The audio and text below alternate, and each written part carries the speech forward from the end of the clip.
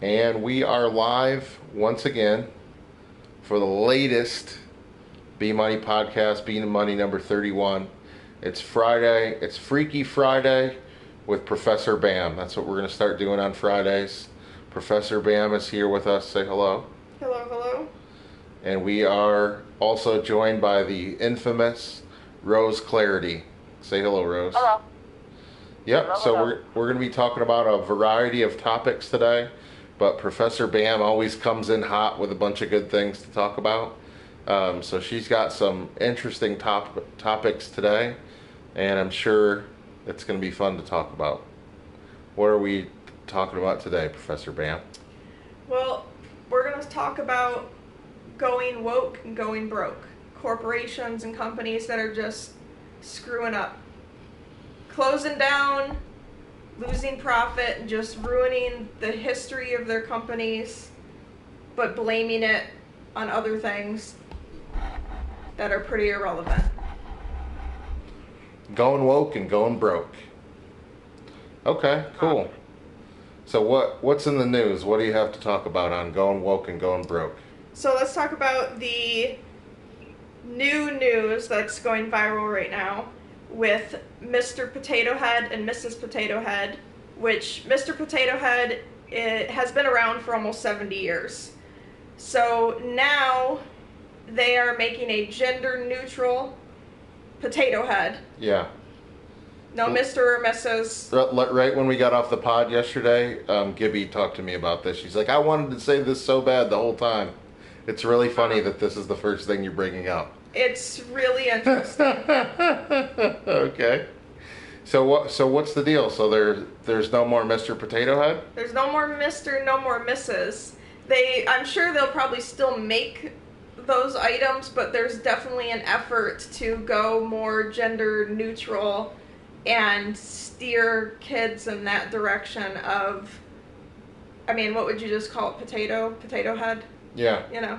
I think they're just calling it potato head now. But No. also, what kind of accessories do you have with a potato head then? Because most... I think it's the same thing. When's the last time anyone bought a potato head? I think it's just these people are seeing a way that they can get free advertising by going woke. And now these goofy, the people that are going to buy the good pillow. Speaking of good pillow, that's something we should talk about too. So these people that are going to buy Good Pillow instead of My Pillow, if you don't know, Good Pillow is the company by David Hogg, the far leftist gun control advocate. So, I mean, I think it's just a PR ploy. I don't know. What do you guys think? How many... Is it real? Think of it this way. How many kids, or how many people, I guess, to say, in the past 70 years... have not grown up with a Mr. or Mrs. Potato Head. I feel like everybody has had one or played with one at some point in time. But what's the difference, though? Like, I know they're not calling it that, but wasn't it really, you can just buy a potato and make it a boy or make it a girl? Well, I mean, look at the accessories that come with the Mrs. Potato Head versus the Mr. Potato Head, like a mustache and a purse, high heels.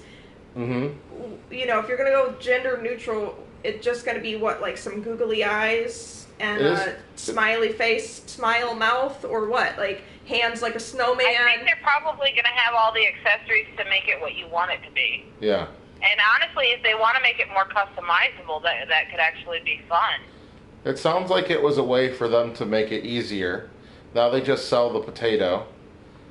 And then they can also use this, like, woke marketing ploy to, like, get in the news. Because I don't remember. I mean, I've been to Walmart. Yeah, I haven't seen. Kits.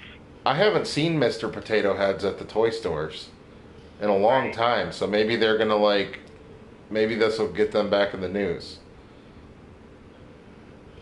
Well, I don't know. Because is it a ploy? Possibly, but also is it not going to piss off a lot of people whose childhood, was around that toy, especially a lot of older generations who maybe get that toy for their grandchildren and stuff too, and now are, predominantly going to Toy Story fans back and throw that thing out the door. Would you say they're Rose Toy Story fans? Or Toy Story fans. Why is it going to piss off Toy Story fans? There was a huge surge. Mr. and Mrs. Potato Head are characters in the Toy Story Yeah, but you can just buy 2 potatoes and make them into Mr. and Mrs. Or if you want to be gender queer, you can be Mrs. and Mrs. or Mr. and Mr. You know what I mean? Yeah, but you could always buy a Mr. and Mr. or a Mrs. and Mrs. and do that. Like, oh, okay. I mean, that's totally so basically, it's nothing. It's just nonsense. They'll probably use it to sell neither the potato or and the accessories separately. Get woke, get broke. I don't think they're going to go broke. I think they're going to make a ton of money. Everyone's going to see them because any press is good press. So even if it's bad press, people are going to think about them. And when you're thinking about them, then you're going to buy them. That's what I think. You know, like what they did with Barbie, where they gave Barbie all these different body shapes, and it's just a trick to sell more clothes? Yeah, I think it was. But those Barbies were not really popular. There were mothers who raved about it, but in terms of sales and everything, it's still the regular standard, unrealistic, attractive Barbie that sells by far the most, even still. Well, people like to be able to change the clothes. They like the Barbies where all the clothes are the same size and the same shape, and they all fit. I think the thing with Barbie you're saying is exactly the same thing that we're going to talk about with Victoria's Secret.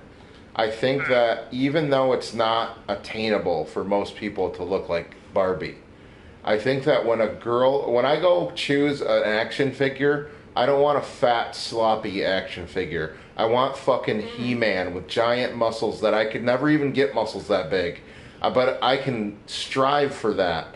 Something unattainable, but something that is so cool. I don't want my Superman to be like short and a dork and an incel type of guy. The Barbie body shape isn't even attainable by anybody. But it doesn't matter. That's something that you would still choose that over the frumpy, goofy-looking fat chick Barbie. And I'm not saying this to be mean to anybody. I'm just saying it's not attainable. But just like with Victoria's Secret, they've changed their advertising, and we're going to talk about this, I'm sure, in a little bit, to frumpy, weird, greasy-looking, gross chicks instead of supermodels that are pretty not attainable to look like for most women. So, but I think people actually prefer that. They prefer the fantasy of it, of what they think they can be or what they could shoot for the stars, instead of some frumpy, gross thing. But well, a relatively fit body shows off clothes better than a non-fit body. And I'm an overweight person, and I can say that. Yeah. I will say there are some plus-size models that actually don't look terrible. No, this isn't putting down, but even a plus-size model, when she's picking the toy, just like what I said, I'm fat. When I was a little boy, I was fat. Was I choosing a figure that was going to be fat and frumpy? No, I wanted He-Man. I wanted Lion-O. And I wanted him to have huge fucking muscles and tall and strong. I don't think women want to choose a doll that looks just like them. I don't want to. I know what this reminds me of, though. Hold on, I gotta interject on that point. Yeah, go ahead. This reminds me exactly of we went through training years ago through the foster and adoption network here in our state. And the woman who led this had fostered 30-something children, which she was very boastful about. However, she was very adamant about don't expect these kids to amount to anything. And when we brought up to her, any child can set these goals in their life and do whatever they want, she vehemently told us, no, don't you ever expect one of these children to go to Harvard or accomplish anything. So there's a mindset for some reason with certain adults that children should not have dreams, should not have an imagination, should not set goals, that they need to keep themselves down. And I feel like these toys, in a way, because children have such vivid imaginations, like you said about He-Man, you want the tough, just like little girls too, they want the beautiful Barbie and the princess and Or do they want the beautiful trailer gowns. house Barbie? Right. Do they so want the is trailer it house not Barbie with greasy KFC setting boxes? that bar low again to almost train children to not have goals, have dreams, have an imagination, almost in a way controlling their minds because you're limiting them from a young age. And all of her professions and all of her different things she did. Who? What'd you say? I was saying Barbie was all about dreams and aspirations and being an aspiration. That's the word, Rose. Aspiration. So what Barbie is an aspiration. She's not a real thing, but the people that are mad that they make Barbie as an aspiration, that's what He-Man is, an aspiration. Superman, an aspiration. Okay? It's not like maybe we can never be that way, but man, I know some dudes that look a lot like that because they had an aspiration and they trained. Kids draw stick figures fast. Yeah, so I mean, I think that's exactly what it is, and I think Victoria's Secret was an aspirational brand, and I think that they've destroyed their brand, and we're going to talk more about that later. Yeah, we'll talk more about that later too. Yeah. Adding on to the Barbie, I just came across this information too. I didn't know this. In 2019, they unveiled a line of gender-neutral dolls. Did you ever even hear about this? No, gender-neutral? Yeah, gender-neutral dolls. And it says that it allowed kids to create their characters, including wardrobe options and accessories such as wigs, short hair and long hair options, and skirts and pants. To me, though, this is what kind of confuses me, is we already associate a skirt, for example, with women. And many cultures, that's the same thing. Skirts, dresses, women. Pants. Well, actually, in a lot of other cultures, men still wear robes, which are essentially dresses. In a way. But they don't have the marketing and media in the way that we do, where it's, we're going to push this on that, and, that's very different, but we can get into that another time.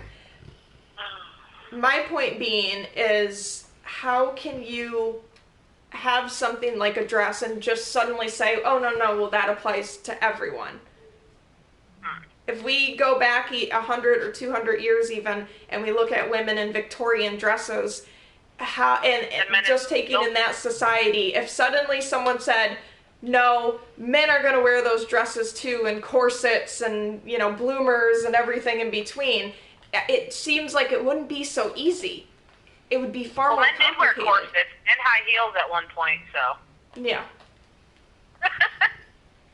Honestly, I honestly am of the mind where I think the clothing is a superficial thing, so. I don't know. I think that what we wear really expresses a lot about who we are as a culture. How have these changes helped these companies or hurt them? Have they been aided? Have they been aided at all? I've never even heard of this with the Barbie dolls in 2019, and you would think that if this was such a big, important change, that this was so progressive, that it would just... Barbie lost their lunch to those big-eyed dolls. You have to basically design it and order it online. Those really sexualized dolls? No, there was these big-eyed dolls what are those things called? that the kids liked. It was the Bratz. Bratz. And Bratz took Barbie's lunch, and what they did was they copied Barbie, but made it a little different. More cartoony, not real life, not like real kids look. It made it like wild. And then the Monster High dolls basically took the Bratz template.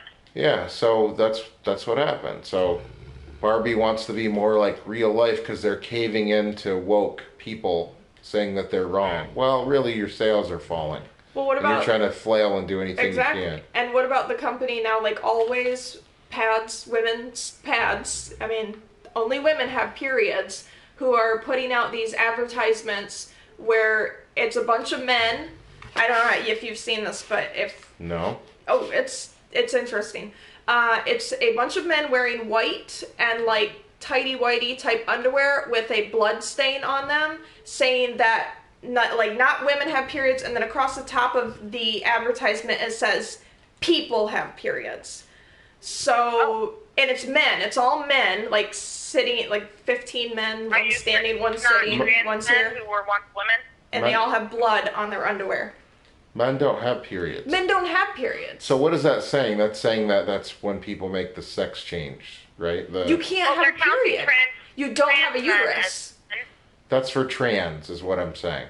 Even if you're a transgendered individual, you are still not a woman. It does not matter how much you feel like a woman or dress like a woman. You don't have a uterus.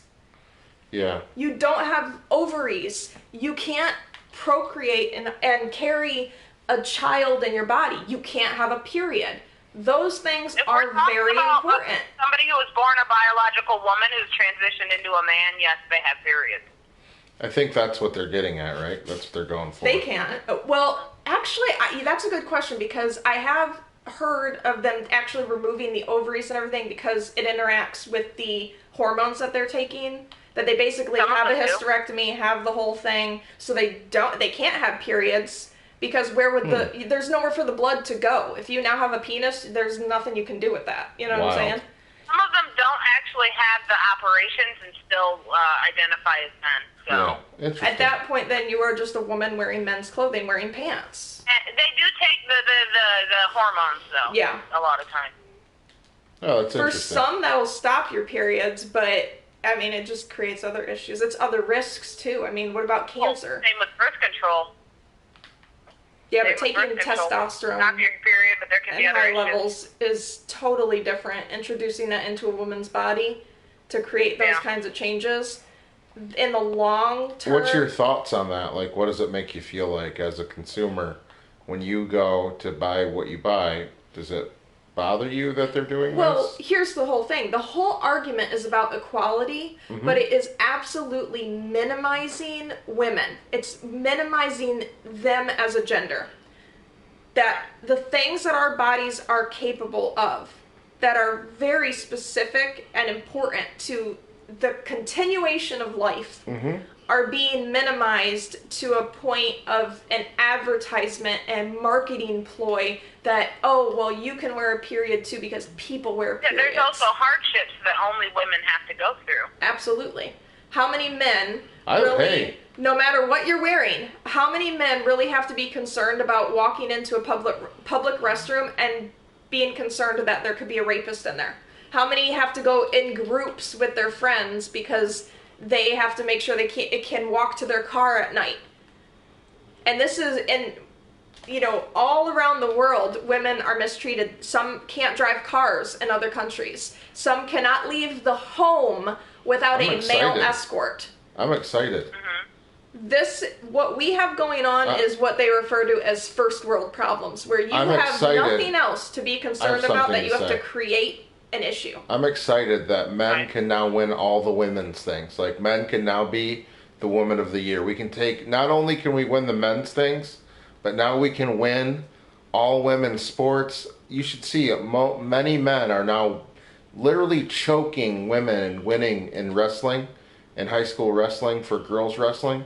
They've transitioned in weightlifting, in track and field. There's all these lawsuits. The Biden administration just got out of one up in one of the northeastern states, where all these moms and women and parents are like suing because all these transgender athletes who are men who can't win against men switch over to beat and like set all the girls' records. So they might be the 20th best in men. Or else will be labeled as a radical TERF. Radical. Say that again, Rose. Radical TERF.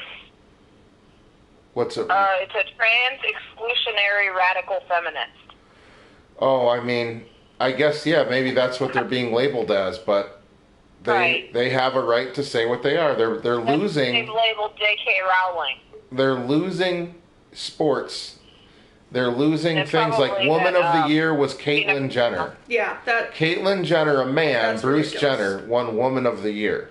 So he, as an athlete, I'm excited. How many Wheaties boxes and things was he on, and he got notoriety for being a man athlete, and then come to the other side, and again, that takes from women. And women already have an unequal placement and things like that. It's already a competition against men in every way. We talk about all the time We how get to women take are all paid your other less, sports. Yeah, we you get to know? beat you in wrestling, So now, track and field. how is that towards equality?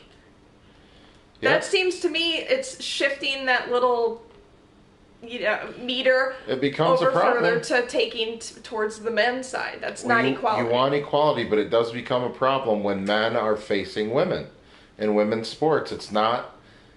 Not equal. Men and women are made differently. Absolutely. That's all.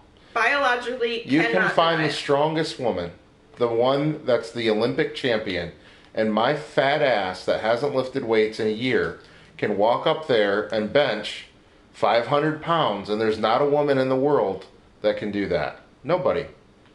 I'm nobody. I'm just a guy. There's tons of guys stronger than me. Think about that. So, like, you could be a mediocre man and go steal these championships from women who they're working so hard to attain something athletically. athletically. How is it different from a white person who puts on blackface and applies for things that only a black person That's a applies? freaky, crazy comparison. I Yes. love that. Good comparison. Yeah, exactly. Yep. How is it any different? Well, because it's not different. It's exactly the same. It's We're exactly the talking same. about You a identify marginalized- you're Rachel Dolezal. You're a white person who identifies as a black person. You're not. She's not black. Not at all. Yeah. So I guess it's the same thing. It looks like Tampax has also jumped in on this trend. Ah, good. There's Thinks brand has jumped in on this trend, even tweeting that people have periods, not women. That's just ridiculous. Women have periods too, but people also have periods. That just is just. I mean, it just completely That's great. robs women. First of all, who wants a period? I don't want a period. It's not fun. I have to suffer through it every month. It's not a joy. To take Right. something that I have to suffer through, that messes with my hormones, how I feel, even my balance is thrown off because your hormones are fluctuating. You're always knocking things over. I always know when it's time for my period because I will knock everything over the whole day. And that is because your hormones are dropping off. You are very seriously affected. Your body is going through a pretty rough thing. I mean, it's to be minimized like that, like it's almost like a joke. Yeah. You know? Cramps are no fun. That's incredibly painful. There's many women around this world who suffer from, endometriosis But are we and surprised PCOS. that men are minimalizing women? Are we surprised? Well, that's my point of where is the equality then? If the minimization, where is the equality? To me, that is Men unequal, get to decide completely unequal. they identify as a woman and beat your ass and take what you've worked your life for. And do it all while wearing a pad and telling me that Yeah. people have periods, and I mean, I'm sure they wear pads like weirdly just how they would wear. They don't need to wear one, but I'm sure there's people who have things in their mind where they I'm wear sure they them. wear pads when their stitches rip. Yeah. Yeah. There you go. Exactly. But I feel like just wearing one, it's like I'm just gonna wear a diaper today, like just for the feel of it, like a there's psychological people that do thing. that. That seems to me like a mental illness then. Like, There are I'm people not that do going that. to put a pad on just for the freaking fun of it. It's also not enjoyable to have to wear a pad. The trans ages who want to be babies. It's not like I'm so Oh, comfy. hold on. Rose is saying some Oh, crazy wait, what? shit. What'd you say there, Rose? There's people that There are actually people wear. who do that. There's this trans age thing where adults want to be babies and they wear diapers. Yeah, that's a mental That's a disorder. mental illness. We need to Yeah. call things what they are and stop fucking around. There are things that are mental disorders. Sorry. It is. If you think you're going to be a baby and wear diapers, a trans baby, is that what you said, Rose? Yep, some people do that. Well, Or they want to be a trans 4-year-old and be and that's like treated the a people that 4-year-old. identify as like animals and stuff too, furries, The right? furries. Yeah. Yeah, these are called mental disorders, psychological disorders. You don't get to. I'm not going to be canceled by cancel culture because you think you're a animal and you're going to dress as an animal and have sex with each other. That's just fucking weird. Then you've got the trans amputees.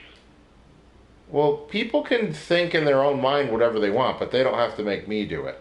I'm not going to refer to you as an animal. Amputees and actually want to amputate their legs off. Right. When does it stop? That's the thing. Where is the line?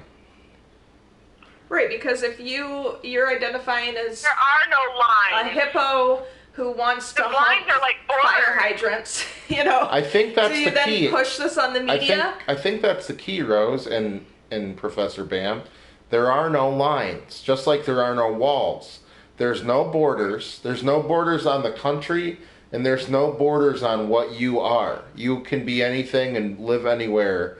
There shouldn't be countries. Everyone should be the same, right? Men and women, they're exactly the same. They're not the same. We're not the same. No. Sorry. Not the same. Men are not better than women. People are equal. Yeah, it's only a matter of time before they try to get rid of the concept of self. Yep. And then we're just the board. You know? True. Yep. Where does it stop? Well, that's an interesting topic. And we're not trying to offend anybody. We're just, you have to think about this stuff. But here's the thing, is these are touchy subjects, but it's almost like you're not allowed to even have the conversation. Just accept what it is and have it shoved down your throat. Even if you don't know, what are the answers you're supposed to know? We could honestly, this conversation we've had, we could build this into some big channel. This conversation, we could be banned and kicked off of YouTube. Just for having the conversation. Again, and that's what it comes down to, is you're not even allowed to have a conversation. These are just opinions. This is not putting anyone down. This is not bullying or anything. This is an opinion. I believe that if somebody identifies as a baby and wears diapers, that's a mental disorder. Well, here's another thing that I saw the other day and thought about. So we know historically boys and girls have been color-coded in a way. It used to be reverse in the early 1900s, where girls would wear blue and boys would wear pink. And this was a whole marketing. Yeah, this was a whole marketing ploy by a major department store. I think it might have been even like Macy's. I would have to actually look this up. But blue was thought of as like more of a softer color for girls, and pink being more of a harsh color was for boys. And eventually somewhere around, it was pink. It was pink. The advertisements are still around. You can see them online and stuff. So somewhere around like the 40s to 50s, there was a switch, and it became that girls wear pink and boys wear blue. And that's where we're predominantly at since then. So I saw I think it was a congresswoman who put a flag outside of her office, which was for the transgender community. This was a major point on our podcast. And the flag is blue and pink. You should listen to the podcast from yesterday. This is a long segment. You talked about that? We already did this. Yep, we did. Well, I just don't get why use colors that are already strongly identified with male or female. I love that. I love the trans flag. And it's so pretty. You know what I'm saying? Here's a question I have for trans people. A lot of the things I hear from trans people about why they believe they're trans are purely based on gender stereotypes. Like boys play with trucks and girls play with dolls, or boys like to wear pants and girls like to wear dresses. Those are what do you call it? Culture-based stereotypes, Mm-hmm. Superficial things. Yeah. So, a lot of people are deciding that they're the other gender based on purely superficial things a lot of times. I've seen that covered in the media a lot, where parents are trying to raise a gender-neutral child, and they're mad because their boy wants to play with trucks, because that's like one of those superficial things. They want him to play with dolls, and and it's weird, because at that point, is it really gender neutral? If you're pushing the child to do something else than what they actually want to do, then you're driving the decision for them. I've seen some tweets where there was parents tweeting about this stuff. Yeah. And they're like, we've tried to. They said their Deter. their kid keeps going back to the other thing. Yeah. Yeah, like And they've they tried want to them give to do the the girl opposite. trucks, but the girl keeps choosing dolls, Yeah. and they don't know why. Because they're different, and why is their kid choosing these things when they want them to choose the other side, like Yep. how they do? Weird. To me, Well, I've that's also not. seen it how, like, a girl would rather play with the trucks and things like that, and the parents get upset about that, too. Well, Yep. I, for example, played with dinosaurs. Yeah. And no one understood that. And I still remember the, like, blank stare of people not understanding. My sister, who loved her doll, had that doll with her everywhere she went. It was like her, literally like her child. Like, she... Baby doll. Yeah, oh yeah, if we went camping or anything, it was one of those water dolls that's, like, kind of lifelike, and you actually filled it with water. It was a water baby. Mm-hmm. I thought they And were- she took that thing everywhere. I, however, was obsessed with dinosaurs. I had a whole collection of dinosaurs. I was obsessed with paleontology and archaeology and totally different things. And What it was your favorite dinosaur when you were growing up? Oh gosh, I don't know that I could pick a favorite. What was your favorite dinosaur movie growing up? Well, Jurassic Park came out in the 90s too, and that I was really excited about that. What year did that come out? Like 94? How old So, were yeah, 'cause How I old think were you so, in I think '94? You were 80. So yeah, you were definitely a kid. That's the perfect age for you. So Jurassic Park. it's like I actually watched Jurassic Park for the first time at your grandma's butt. Yeah. On that big TV. 1993. It was, yeah. Yeah, 93. So by that point, I had a pretty good You were, collection like, 8 of years dinosaurs old. going. You were 8, right? In '93. I think so. Yeah. I don't care to give out my age in particular, but we'll Oh, say okay. around 10 in general. 8, 7, 10, But- whatever it is. I'm not counting. Okay. But at this point, I mean, I wasn't like a toddler into dinosaurs. I had a complete bedroom full of dinosaurs. That's you so know, cool. It was my thing. That was what I was into. I wasn't really playing with Barbie dolls and stuff. You know, whereas my sister was so drawn to dolls, like just, and especially one doll in particular, which she took everywhere. But she had all these dolls and all this, you know, baby stuff and little like cribs and outfits and whatever. Mm-hmm. And nobody, my aunts, anybody understood why when they ask you, what do you want for your birthday? You I wanted had dinosaurs. a dinosaur to check off my list that I wanted. They didn't understand that. Was there any That was other weird boy to them. type things that you liked other than dinosaurs? I was an outside kid. I was climbing trees. I was digging in the dirt. I was exploring. I always wanted to be outside. So I you was were- I remember getting a lot of adventurous. Ninja Turtles for Christmas that I didn't ask for. I would get on the roof of buildings. Yeah. What'd you say there, Rose? I said I remember getting a lot of Ninja Turtles for Christmas that I didn't ask for, but I did you have know, Ninja Turtles. somebody I was picked a them Ninja out for Turtle Was me. that fan. Ninja Turtles too? I did, and you know that was a big deal in the Mhm. 80s, early 90s. Everybody loved Ninja Turtles. Everybody loved the Ninja Turtles, and Boys and girls. I think I want to say I had to have been maybe 6 or so. I remember getting a like life-size Ninja Turtle Michelangelo. Wow. And it was huge. It was the size of me. It was gigantic. That's very cool. But I did watch all the Ninja Turtles. That was definitely a thing I was into.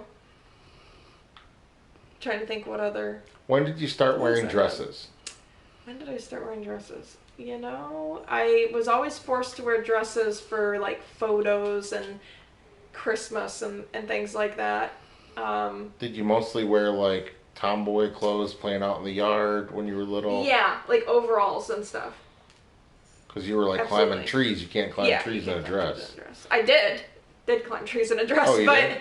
yeah, but you're not supposed to. It's not ladylike, and you would A get lot yelled of kids at. don't like wearing formal clothes, period, and they're forced to for like family events and photos and Christmas and things like that. And you know, just because a girl doesn't like dresses doesn't mean they're not a girl. That's true. You know. Yep, that's very true. Good point, Rose. Mm-hmm. There's a lot of girls that don't like dresses.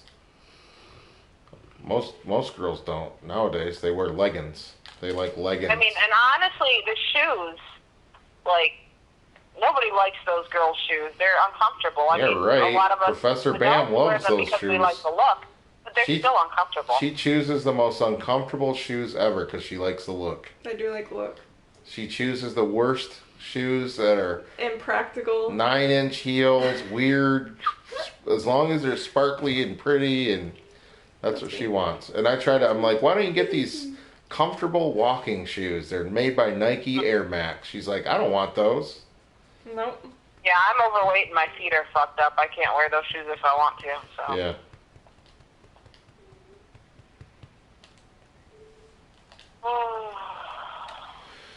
What else you got? Well, Professor Bam, what else you want to talk about? So let's talk about this thing that's going on with Victoria's Secret, which I find really Speaking interesting. of, yeah, we kind of got into it a little talking about some woke stuff. So what's old Vicky's doing? So last you want to give a year, preface of like what type of consumer you've been? Like tell us about your relationship leading up to now with Victoria's Secret. I started working for Victoria's Secret as a teenager.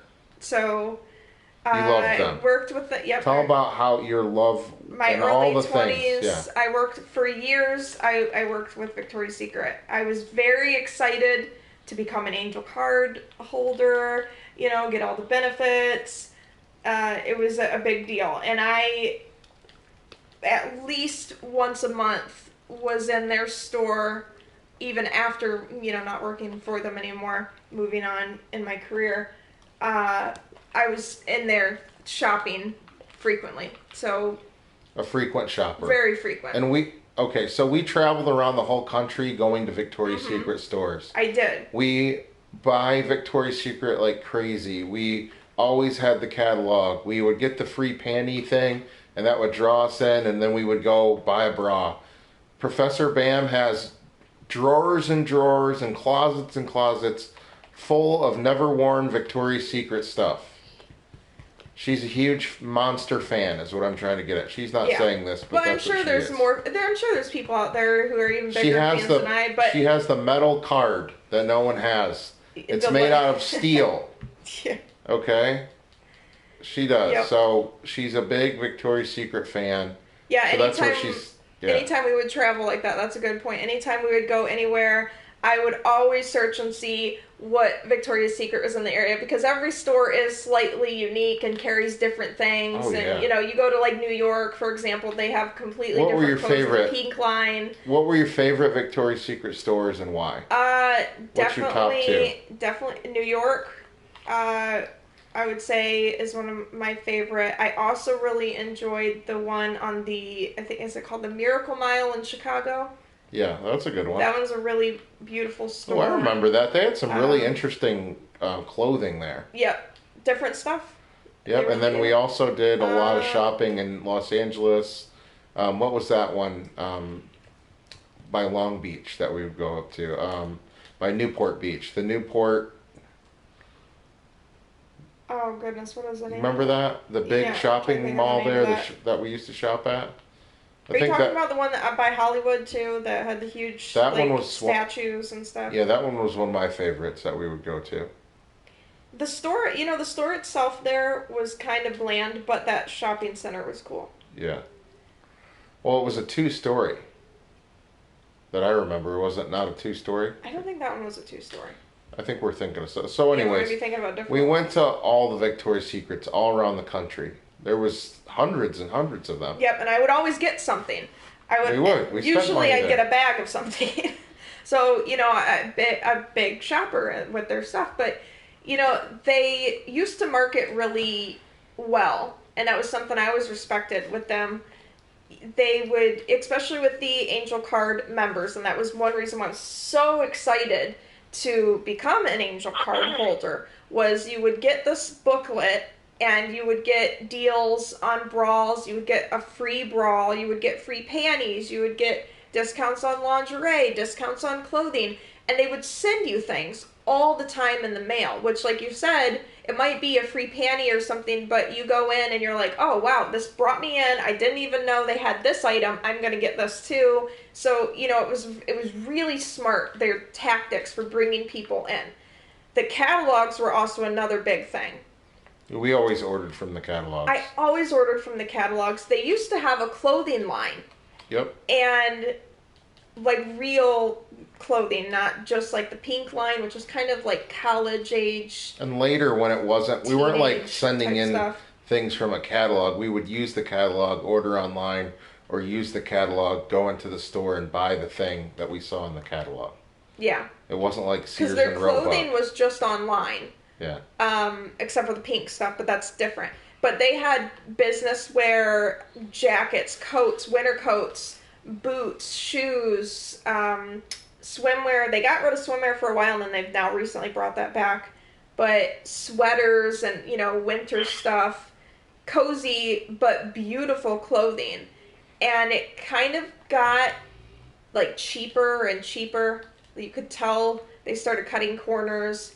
People started buying less. I started buying less of that. And it pretty much like phased out. Then they just did away with it altogether. Yeah. They also had a makeup line too. We bought it all. I bought tons of it. I loved their When they makeup. closed it, they clearanced that out. Great quality, high quality makeup, beautiful colors, saturation, things women look for where it's like not chalky, it's like good coverage, things like that. Mm-hmm. And again, they started changing things and it kind of got phased out and people weren't buying it and they made bad decisions, bad choices, and had to do away with it altogether instead of try to, give it another lifeline and save it. Just easier to get rid of it, I guess. Mm-hmm.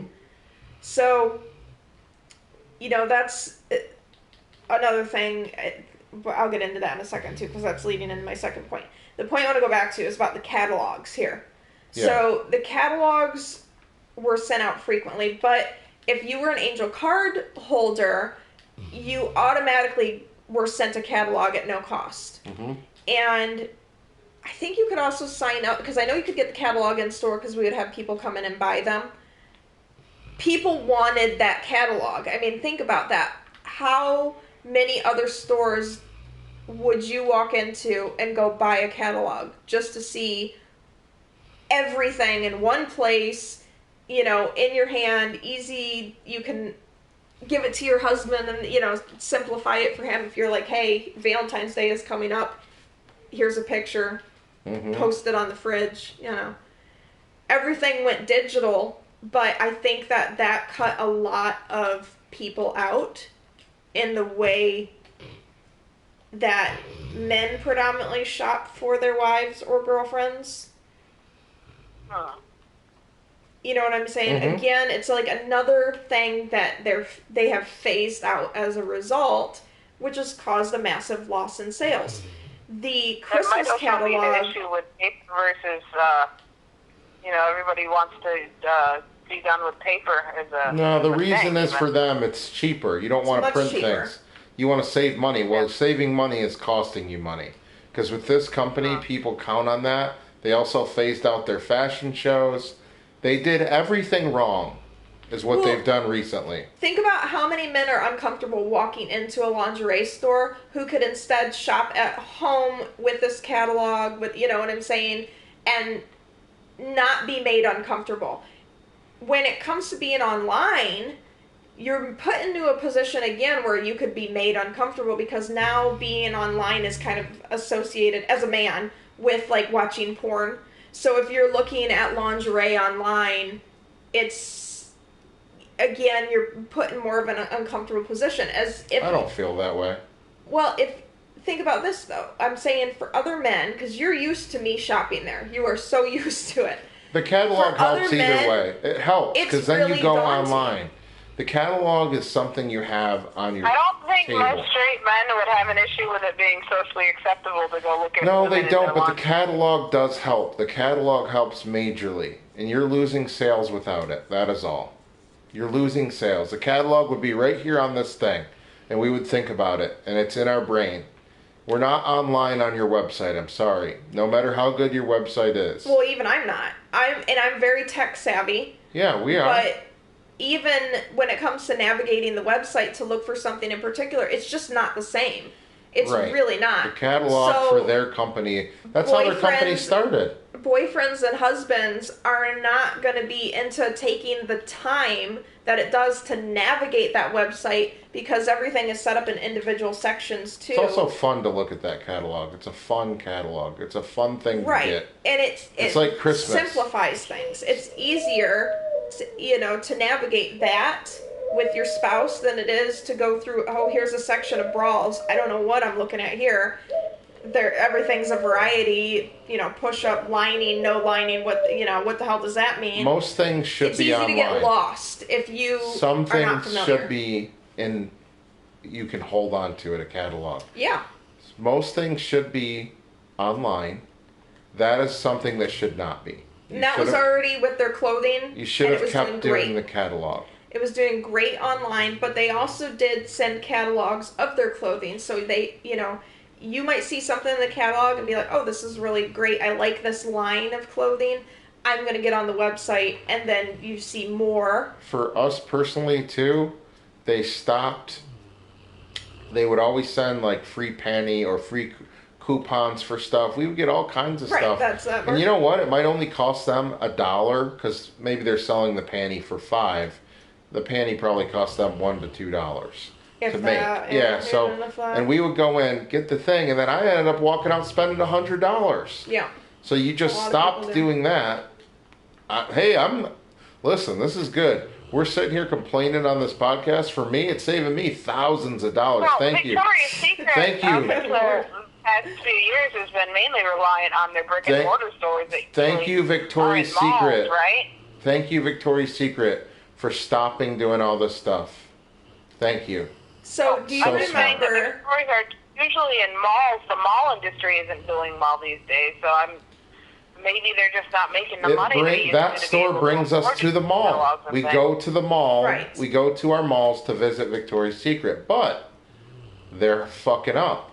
But do you remember going into the stores and being like, wow, this is so glamorous, and there'd be the beautiful angel wings with crystals all over them, and the bras with Christmas, especially for Christmas time, they would go all out. Everything was blinged and sparkly, and there was so much effort put in. Now when I walk in, and this is multiple stores that I've been in across the country in the last couple of years, it's like, where is that pizzazz? Everything. I feel like we're not really. Angel aspect. So the point is, they've sold their company. They were under tremendous pressure because their owner was with Jeffrey Epstein. Now all the woke culture. That's why we're talking about this, because they went woke and they went broke. Their giant brand was sold for like $1 billion only, which is a lot of money, but nothing like what they're valued at. Nothing like what they're worth.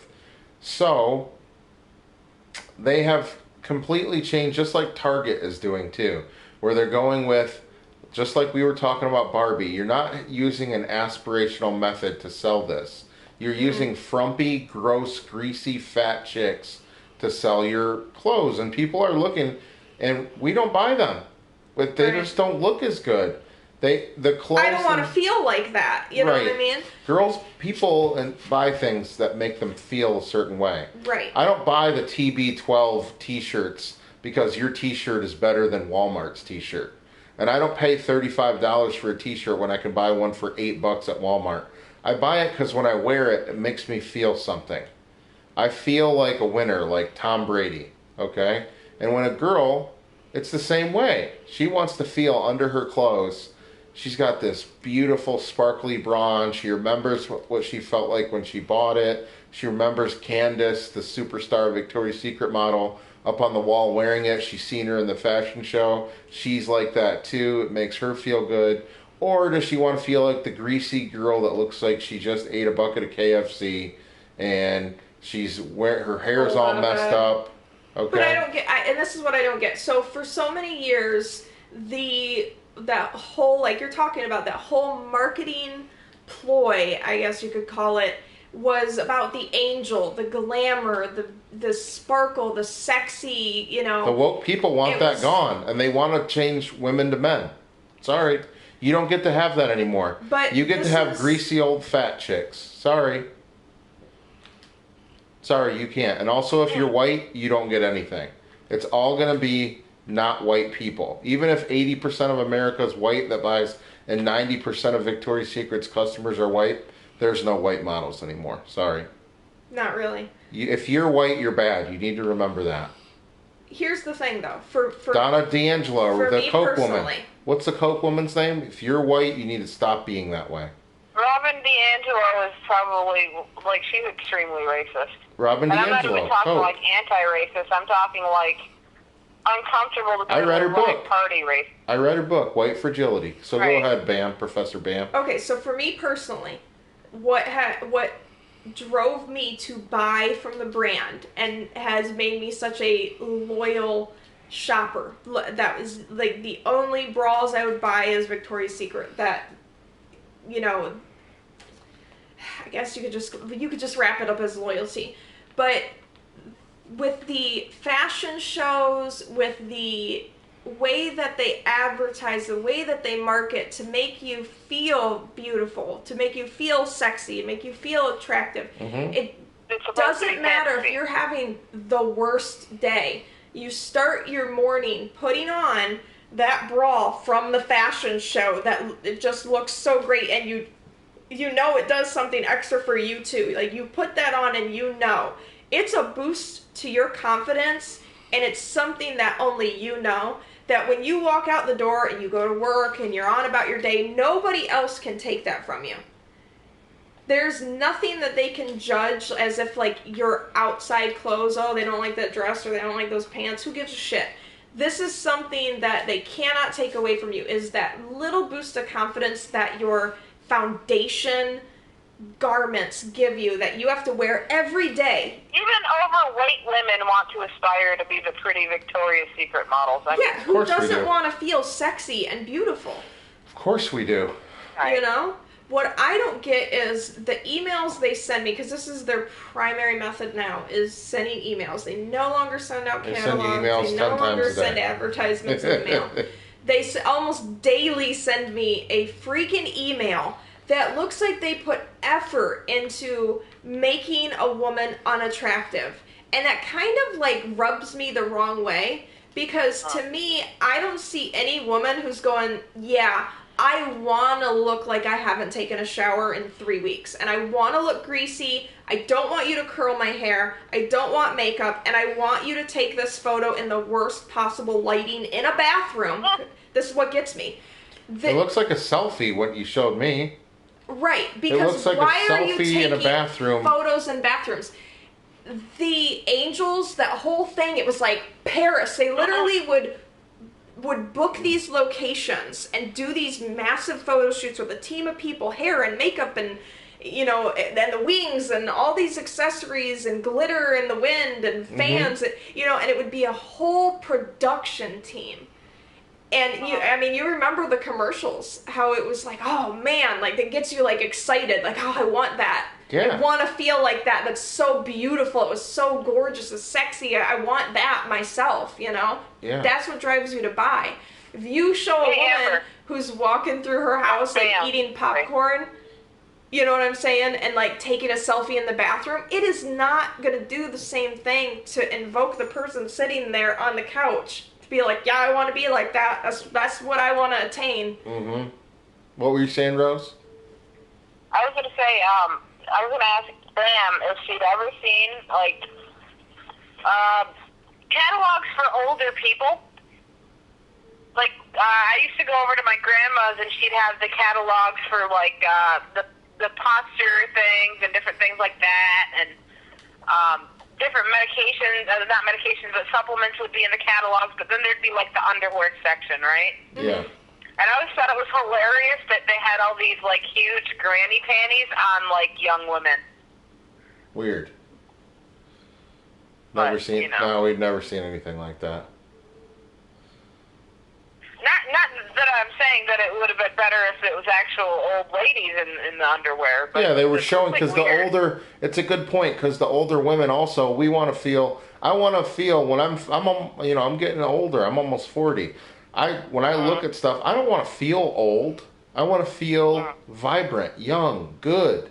Right. You know, you don't. Right. You want to aspire. You can't help it. We're all What gonna if they get. decided that all male models have to be over 60? Yeah.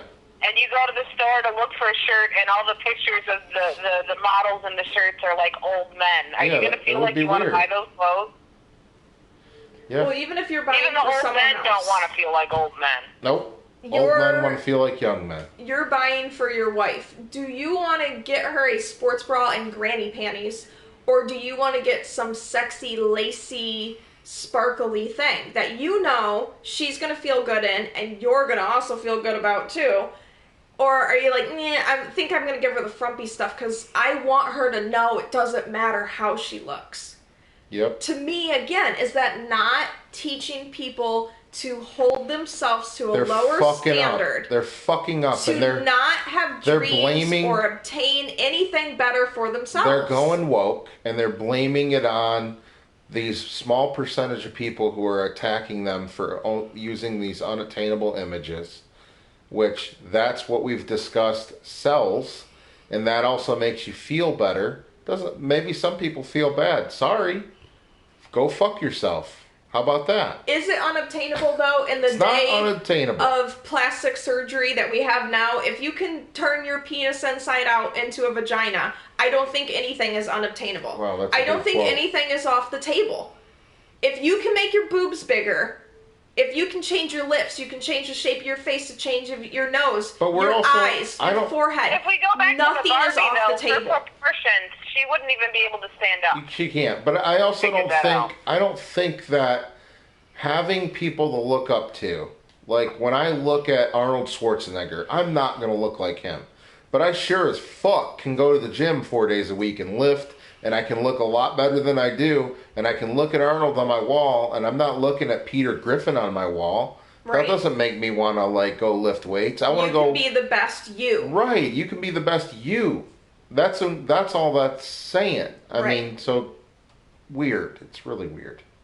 And they're doing what they're doing. I think they're doing it on purpose. Mm-hmm. I think they're trying to move away from. They're trying to move away from Leslie Wexner. Is the man's name? It came into my mind.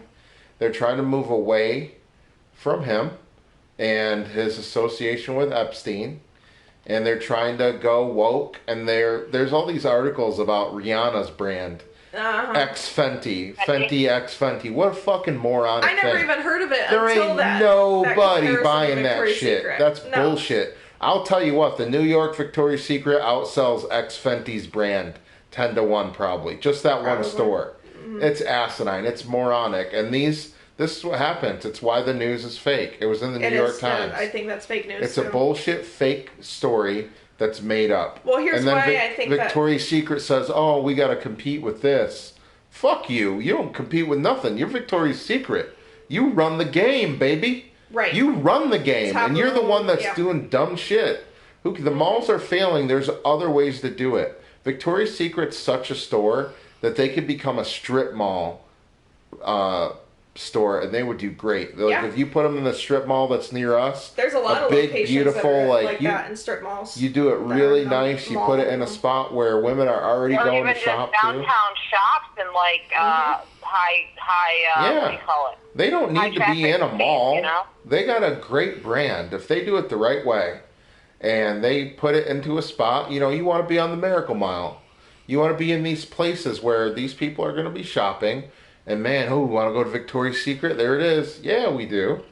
And they need to get back to their catalog, and they need to get back to their fashion show, and they need to get away from this greasy old girl that never did her hair in a week. She looks like she smells like old French fries. You showed me these emails. Yep.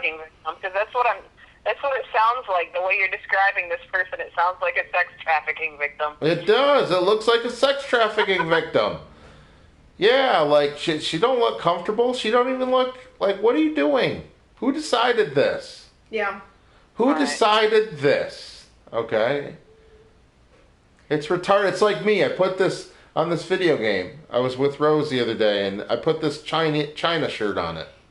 This doesn't help me. Look how stupid it looks. It looks stupid. Yeah. We know it's stupid. We're doing it for a reason. I think they gotta know. I think that they're trying to like get out from underneath this Epstein thing. Use it as a write-off? I think they're using it as Are they making their models look like sex trafficking victims? I don't know. They have to be doing it on purpose. They have to be hurting their brand momentarily on purpose. And now they're using coronavirus as the reason that they're closing. How many stores? Last year alone, 250 stores. This year already planned 50 more. Out of 1,091 stores total between the U.S. and Canada. Are the stores here closing? Do we know? I have not looked up the individual locations. I wouldn't be surprised. I bet you they will. The one here? Let's look at some of the numbers. The one in Muskegon, Michigan, I think closed. I don't know. So let me give you some numbers here. Okay. So just in 2019, for example, they had a 7.6% loss. Mm-hmm. They were making $155.6 million. The previous year dropped down to $96.3 million in 1 year. In their profits. Mm-hmm. Yeah. And their net adjusted income was $5.7 million. Which that's all fuckery anyways. Hold on. I know. Their net adjusted income was $5.7 million compared to $45 million the previous year. That could be fuckery though. They could be doing things to get their taxable income down. We don't know everything.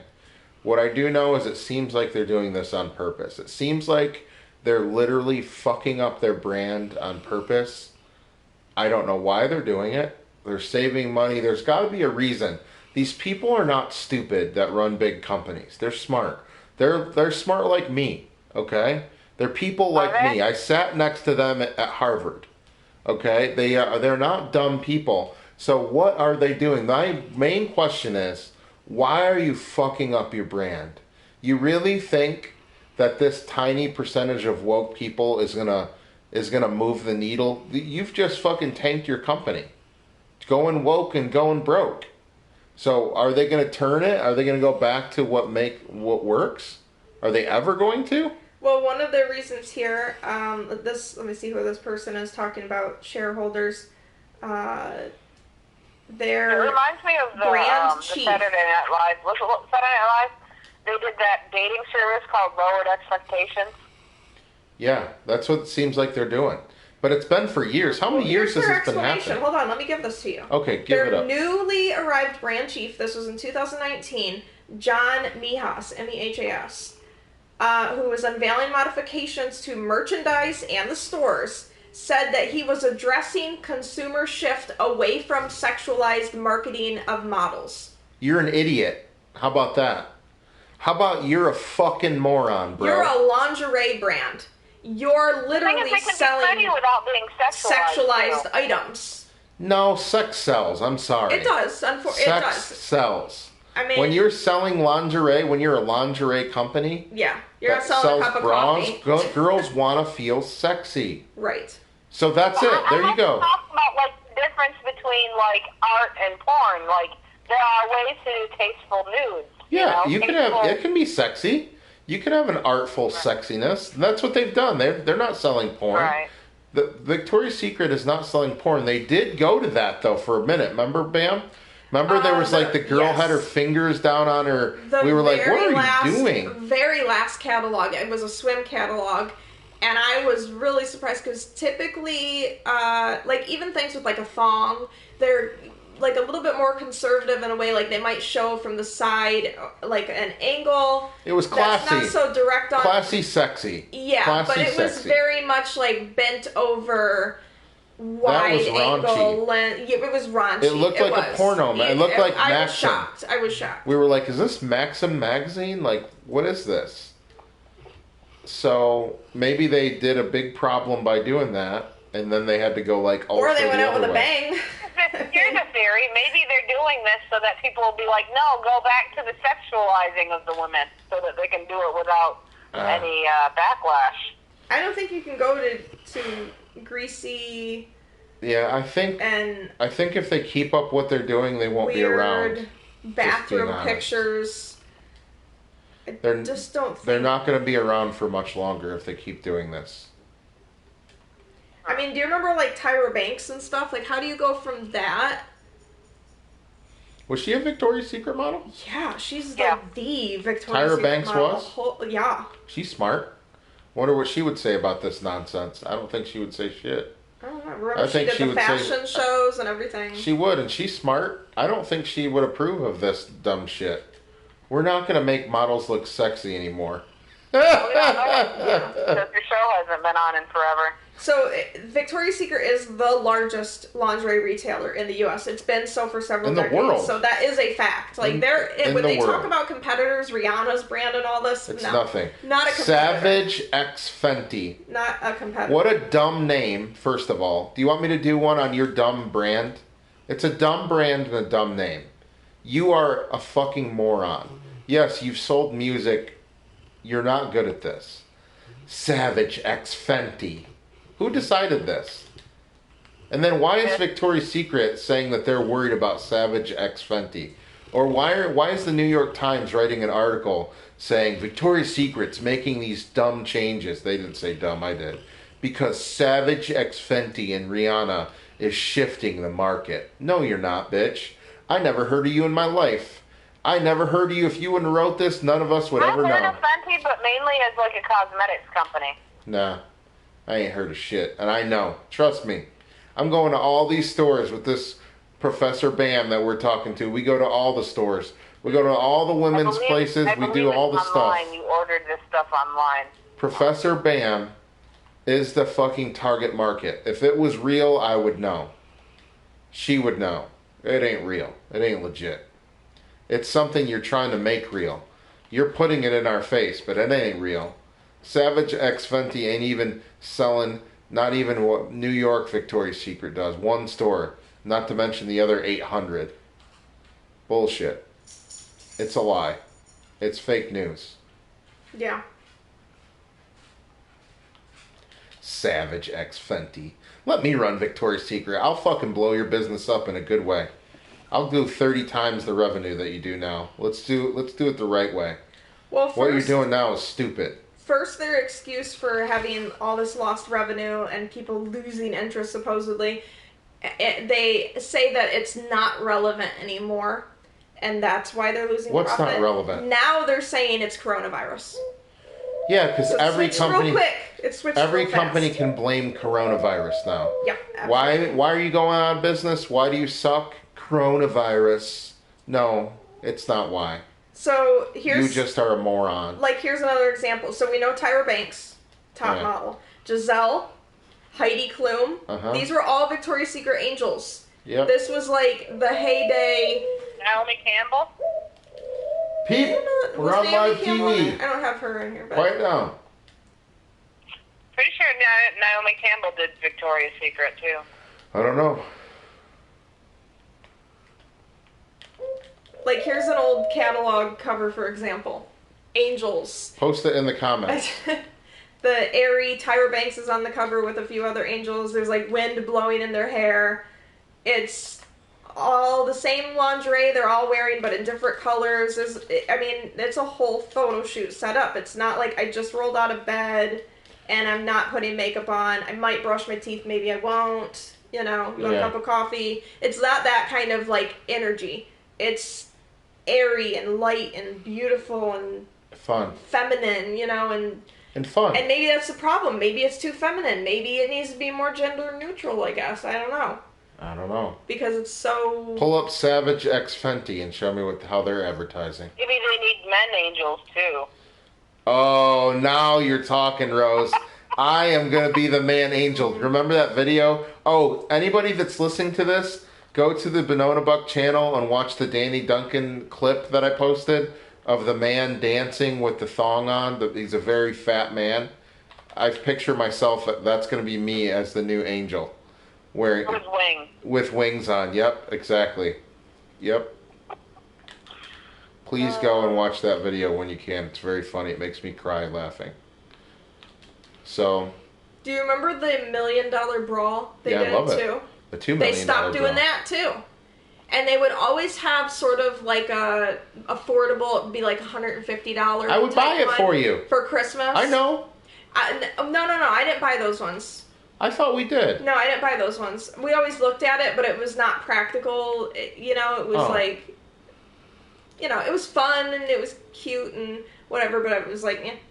But that was something too that, again, because it was a big deal, that got us in the store to look at it. Men would go in, everybody would go in, even to look at it, because it would always be on display. We went in the store, and then we bought other bras then. I know I bought you, for sure. They would try it on, and a lot of men, because it would come like in a beautiful gift box and everything, a lot of men would just buy it for their wives because it was such a big deal to have the bra that was like the main event from the fashion show, which was always right before Christmas.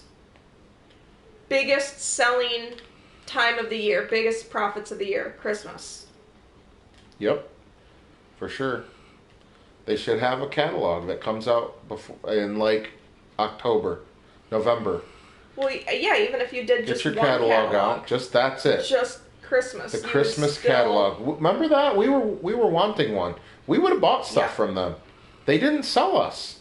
You got to sell to us. If you want to be good and you want to do good, you better be selling to Professor Bam. Buck better be knowing what you're selling this year. Because then I'll know, what do I got to get for her? I don't know what to get. I didn't buy nothing from Victoria's Secret. Our spending has gone down by 90%. More than that, right? Aren't we worried that they're going to shut our card off even now, that we're not buying enough? I know you said something. You were like, oh, I need to buy something because I haven't used my card. I try to buy something, even if it's just a perfume or something every couple of months. Yeah, but it used to be like, I was like, damn, I was like, $900 Victoria's Secret. Yeah. We're not doing that anymore. Thank God. Thank you, Victoria's Secret. You have done a service to me and other men by making us not spend money in your store anymore. You did I don't great. know what to say about that. I really don't. Yep, you fixed this. Maybe they're marketing to lesbians now. You fixed this major problem for me. I had a problem. The problem was I was always having to go there and buy things, and my wife was all like, the time. She was always like, oh, I want this, I want that, I want to do all these things, I want to go to these stores, and oh, can I get this, the French lace they're sleeve? not marketing to you anymore. Yep, and now there's no more. I don't ever have to go there anymore. She's not excited to go get a new bra. No.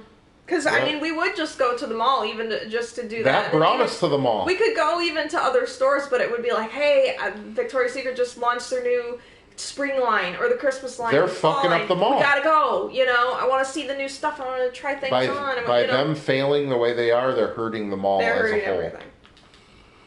They are, because we're not taking trips to the mall anymore. We would take trips to the mall. You gave us $1 free panty that cost you $1. Not only did it make me spend $50 to $100 every time, because I wouldn't just take your free panty.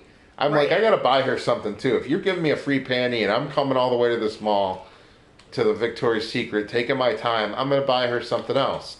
So your $1 thing that cost you $1 is getting you a ton of fucking money. $1,000 out of my pocket minimum per year by you sending me $10. Real smart of you to stop doing that. Well, for all the people that do what you're doing, there probably were a lot of people just taking the free panties. Well, then you need to just send the free panties to the card holders then. To the people that got the metal credit cards. I think that was only to card holders, the free panty. It was just to credit card holders. Yeah. Credit card holders are buying things. If you kept your card active, which is what I obviously was doing, then you would get one pretty regularly, and then it turned into kind of like a reward for spending. You would get more free stuff, which would bring you in because then you would spend more money. Makes sense. It was cyclical in that nature. They didn't give us that much stuff. They didn't even give us $100 per year, and we were spending thousands and thousands of dollars. Thank God we're not anymore. I don't know anyone else who does that, but there's a reason you have a metal credit card. I don't even have one of those. She has a fucking metal, 2 of them. I have 2 of them. 2 Victoria's Secret cards that no one else has. Only 10 people have it. And traveling around the country, every time I hand it to an associate, because it's not not a regular it's the card Holy Grail. They actually get everybody together to look and pass my card around because they've never seen it. They don't know it's real and stuff. It's So this person here is doing a podcast complaining about your company. Probably not a good idea. You should probably listen to us We're the people that buy things from you. Thousands and thousands of dollars. A whole fucking upstairs room filled with your clothes with tags on it. Mm-hmm. Maybe you should listen to us and not the woke people. The woke people do not spend the money like we do. They're not buying it in general. We're smart. They're not in there shopping. They're not. When have you ever been in a Victoria's Secret and seen the blue-haired person with the nose, with the bowl nose ring and the Antifa shirt on? I have pink hair. I have hot pink hair right now. You do. Well, you look great. But there is a certain style, just like, you know, a hippie has a certain style, a hipster has a certain style, the Amish have a certain style. There is when someone walks into a store, you know what their style is. I'm only referencing the Trump scream woman. The one that jumps on the ground and yells, "Ah, no! No!" If you want to, look this up, just Google woman screaming no for Trump.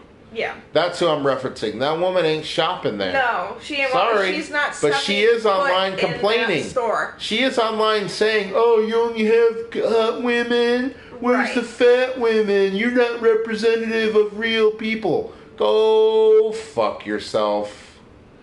I'm fat. I don't want to look at fat dudes when I go to buy clothes. I want to look at Brad Pitt. I'm never going to be Brad Pitt. But do you know who's going to sell me a t-shirt? Brad Pitt is going to sell me a t-shirt. Tom Brady. Brad Pitt's a man now, though. I'm never going to be 6'5" and skinny. Sorry, I'm not. I'm as wide as a house. Okay? But I don't want to look at Peter Griffin to sell me a t-shirt. But it's representative of a real man. Fuck you, idiot. You don't know how to sell. I'm a salesperson. I would be pissed off if there's commissioned salespeople working at these companies doing this dumb shit. They're so mad. They're so mad. Well, even here, Saunders, who is the new CEO. I'm trying to read who all is stepping into what positions. Mom just got up to use the bathroom and said you need to stop swearing. Oh, sorry about that. Structural changes, financial position. Sorry about offending you with my cussing. Yeah, I think Saunders steps in as CEO. This was just last year. This was posted. Made a statement and said that in product terms, we expect merchandise to be fashionable, fun, but more emphasis is going to be placed on comfort, functionality, materials, and making consumers feel good about themselves. Materials is good, but I'm not seeing that. I'm seeing your clothes look like shit. Feel good about yourself. Yeah, I'm not seeing feel good about yourself, and I'm not seeing better materials either. I get these emails, and I'm like, what the hell is this? I don't click on that brawl and even go to their website because there is nothing about the image I'm looking at that gives me a good vibe. It makes me feel dirty or something, and I hate to say that, but again, these women are not ugly. They're beautiful, but they're being put in a position that whoever is setting up this photo shoot is making them unattractive. They're putting effort in. Remember those weird pictures, Rose, of Michael Jackson? It's hard to make Michael Jackson look bad. But they were able to take that guy that did the really strange photo shoot. Yeah. Same type of thing is what's happening here with... They're making these girls. These girls are beautiful. Right. Like Bam said, they're pretty girls. But they're taking odd pictures of them. They're making sure they're fat roll shows. Right. They're making sure... The worst pose that they're going to emphasize greasy. The worst Make part. sure you don't shower this week before the photo shoot, is what I think they're telling you. We're not putting makeup on you. We're not doing your hair. We might make your hair look wet even. I mean, some of the pictures look like they've actually sprayed oil in their hair. Yeah, have you smoked cigarettes and drank your coffee before the shoot? Don't brush your teeth. It's weird because, you think back just a few years ago even, Maybe and women were going into hair salons to literally get the angel hairstyle from the fashion show. And now you look online and it's like, I can't even tell what kind of hairstyle that is. It's greased and slicked back and crimped on one side but sticking out on this side. There's nothing sexy about it. There's nothing beautiful. It's lazy. Yeah. So who do we talk to about this? We're not just complaining for no reason. We're consumers complaining because this was like a brand that we supported. Like, this was a major thing. No matter what was happening in our life, I went with Professor Bam, and I was the only guy. I was like there. I was photographing before photographing was allowed. Yeah. We were in Victoria's Secrets, and it's something we did together.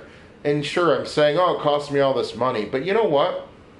We spent I've spent more time in Victoria's Secret stores than employees. Yeah, but we had fun. We had a lot of fun. We had a lot traveling, of fun going to different stores, meeting new people. We loved their business. We loved the way they were doing it, and then they changed it all. For why? For what reason? You were not losing money for that reason. No. You were not losing money because women felt like it was unattainable. The malls themselves are going down. That could be a reason if you were losing some cash. Yeah. I have ways to fix that. There's ways that you can fix that real simply. But the moment you cut that catalog off, shouldn't have done that. You cut yourself off. You Yep. isolated yourself on an like island. your actual competitors, not the spending. There are none. There's no real competitor. The main competitor, there's nobody doing it. There used to be Fredericks of Hollywood. That was a junk store. Yeah, it still was not even... Not a competitor. Not a true competitor. But they were in malls and stuff. Okay? But there's the only competitor is like Walmart. Walmart's the competitor. Like over here... But not really. Not even. Not their customer base. Not even. Like Victoria's Secret over here was like the angel. It was more of a elegant, feminine, sexy, and over here at Fredericks of Hollywood was more like the raunchy, like, do you want to dress up? Yeah, but it was cheap though too. Fredericks of Hollywood kind of thing. We would go. Victoria's Secret used to be made really well, nice stuff. Yeah. And it was very expensive, but it was made really nice. Yeah. Then they started lowering quality, and their competitor was low quality. Yeah. Fredericks of Hollywood was low quality. From having a decent factory to moving everything over to China or something. Yeah. Yep. Lower prices and lower quality. Yep. I don't know why they don't recognize that these things hurt their brand. Why it's blamed on other factors that really make it very minimal. Like you said, the woman screaming. She's not shopping there. She's not hurting your bottom line. Listen. That's who the but you're listening cancel to culture her is, though. Instead of your customers over here. Send me a damn survey. I'll answer for you what's wrong and why I haven't been in and why my card's been sitting there, with a zero balance on it for the past couple of years. I will tell you. It's very simple. But it's either being complicated by men who have no fucking clue what they're doing. Yeah, why these men are in these positions? Yes, and it's always men too that are in these positions. Or it's that they really think, and they're in that echo chamber of media, leftism, where they think that this is what the majority of people think, and it's just not. And, when it comes down to, they're like, oh, well, women, they don't feel good about themselves because that woman looks good in a bra. Well, that's your issue as an individual woman. I don't compare myself to other women unless I have a personal issue, a confidence or depression issue. And that's my shit to deal with.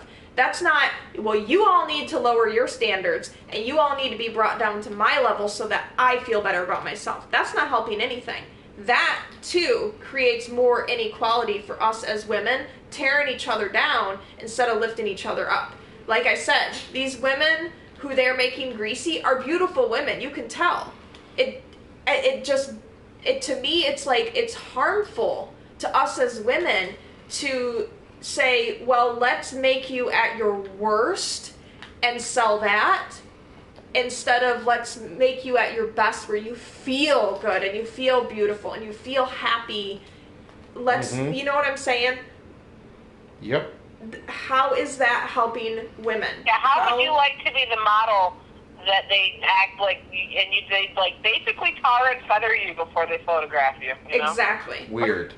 How is that supposed to help women who do say, okay, I might have depression occasionally, I might have low confidence today, but I guess I'm going to lower my bar and not work to better myself, like you said, even looking at Arnold Schwarzenegger, you know, you're never going to look like that. I'm never going to. But it at least is a motivation to you. If we're removing the motivation for women to feel good about themselves, to feel pretty, sexy, beautiful, whatever it is that you're searching out for that day, because it changes.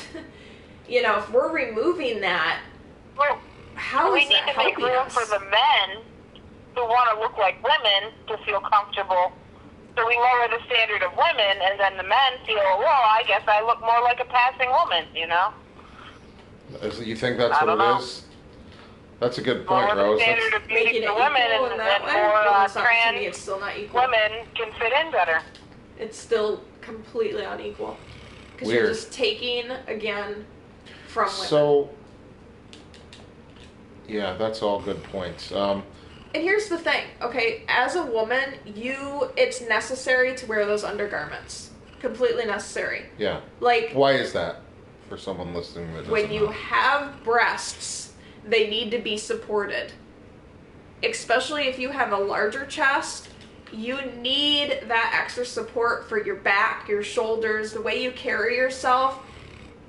That contains everything in a way that's gonna prevent you from having aches and pains later. I mean, there's even times, because again, women have periods, you know, you have hormonal changes and pregnancy, and that changes the size of your breast, and they hurt, and they're, you know, and having that extra support, having that little like hand underneath to carry the extra weight, you know, it makes a difference. It really is necessary. Some women are, you know, more free and like don't like bras and just won't wear them, but for the majority of us, we notice a difference in that support. So it really is a necessary thing for the majority. Yeah, if you're going to be active in any way, like if you're sitting around at home, it's one thing, but if you're going to be out doing work or active in any way, you need one. Yeah, because even a sports bra, even a sports bra, which Victoria's Secret sells, they sell those too. And same thing, you know, you have to have... I wouldn't mind. I think they're advertising for what they do on everything. If you're showing me pictures of women when you're trying to sell your sports bras and the girl looks like her hair's not done and she's been exercising and she's sweating and stuff. But what's going to sell more? A woman who's not probably a prettier, or a woman who's actually looks like she's been working out, has some muscle, you know, looks like an athlete. Yeah. I mean... Yep. As much as it you want to sell me a car that's a Corvette that's all shined up and beautiful, or do you want to sell me a old beat up, you know, Hyundai smashed car? Well, it would be more like you want to sell the car in some like rundown alley where there's like garbage on the street, you know? Yep. Or do you want to sell it in like a beautiful setting? Yep. You know? And again, it's not like fat shaming or anything like that. I'm fat. It's about, I know. I'm fat. I'm not fat saying, shaming. like, I'm just saying. Having... As a fat person, I want to look at somebody like Arnold Schwarzenegger. If I want to be motivated, if it makes me want to choose a shirt, I want to choose a shirt of somebody, maybe it's unattainable, but it makes me feel better. You know? If people are going to get butthurt about what the model looks like, maybe they just need to just use mannequins or something. Someone would still probably complain about that. Yeah, they would cancel culture that. It's an unobtainable shape. So, I mean, that's, cancel culture. That is exactly what it is. Oh. So what else is going on in cancel culture in the world? So we just they're trying to cancel Dr. Seuss. We just beat on Victoria's Secret for about... Yeah, because he was racist against Asians. Shut up. I love Dr. Seuss. No. They are actually trying to cancel him. Do it so those books get real cheap so I can buy them all. Well, you might not be able to find them. They're just going to burn them like they burned the Harry Potter books. They better not. So, let me read to you. These cartoon characters that don't necessarily have any race or anything, they're assuming that some of them are Asian, and that the Asian ones are are usually in like subservient positions. Why are they assuming they're Asians? I don't know. Well, like this is claiming because in one of the books, the the Asian has a bowl of rice with chopsticks and has like slanted eyes, and that's racist. Okay. But Asians have slanted eyes. Let's be honest. Like, yes, Asians do have slanted eyes. That's not racist. That's just if you a go fact. into a damn Chinese Asians food have place, they slanted eyes. tend to have I have pictures. squinty eyes. You do. But People think I'm Asian sometimes. and Asians eat rice. That's not like Asians eat rice. That's a foundation of the diet. Like, I'm black. I eat chicken. I'm gonna go get chicken as soon as we're done with this podcast. I'm going to Popeye's Chicken and I'm buying chicken. I'm black. I eat chicken. So what? But what I'm saying is, we, as humans, identify other people. Alexa, what time is it? I The time is 9:45. I can't wait to go get some chicken now. You've totally motivated me with this Asian slant eye talk. But what I'm saying is, okay, when you come to like illustrations, let me get this out. Yeah. Okay? When it comes to illustrating something, you're actually drawing something. You're drawing a person, drawing a face. How can you make it completely neutral that it doesn't apply to some race out there? You can't. Humans are all races. We come from some other race. Like, you can't erase that. They've erased white people from The thing Victoria's is, Secret you can go catalog. look at actual But Asian trying to artwork say and it's see racist by those applying a stereotypes. race, it just is like complete nonsense. Yeah, that's true. You can't be mad that Asians have slanted eyes. They do. You can't be mad about that. You know what I'm They saying? look great. They look fantastic. I love the Look way at the that. actual cultural artwork from Asia.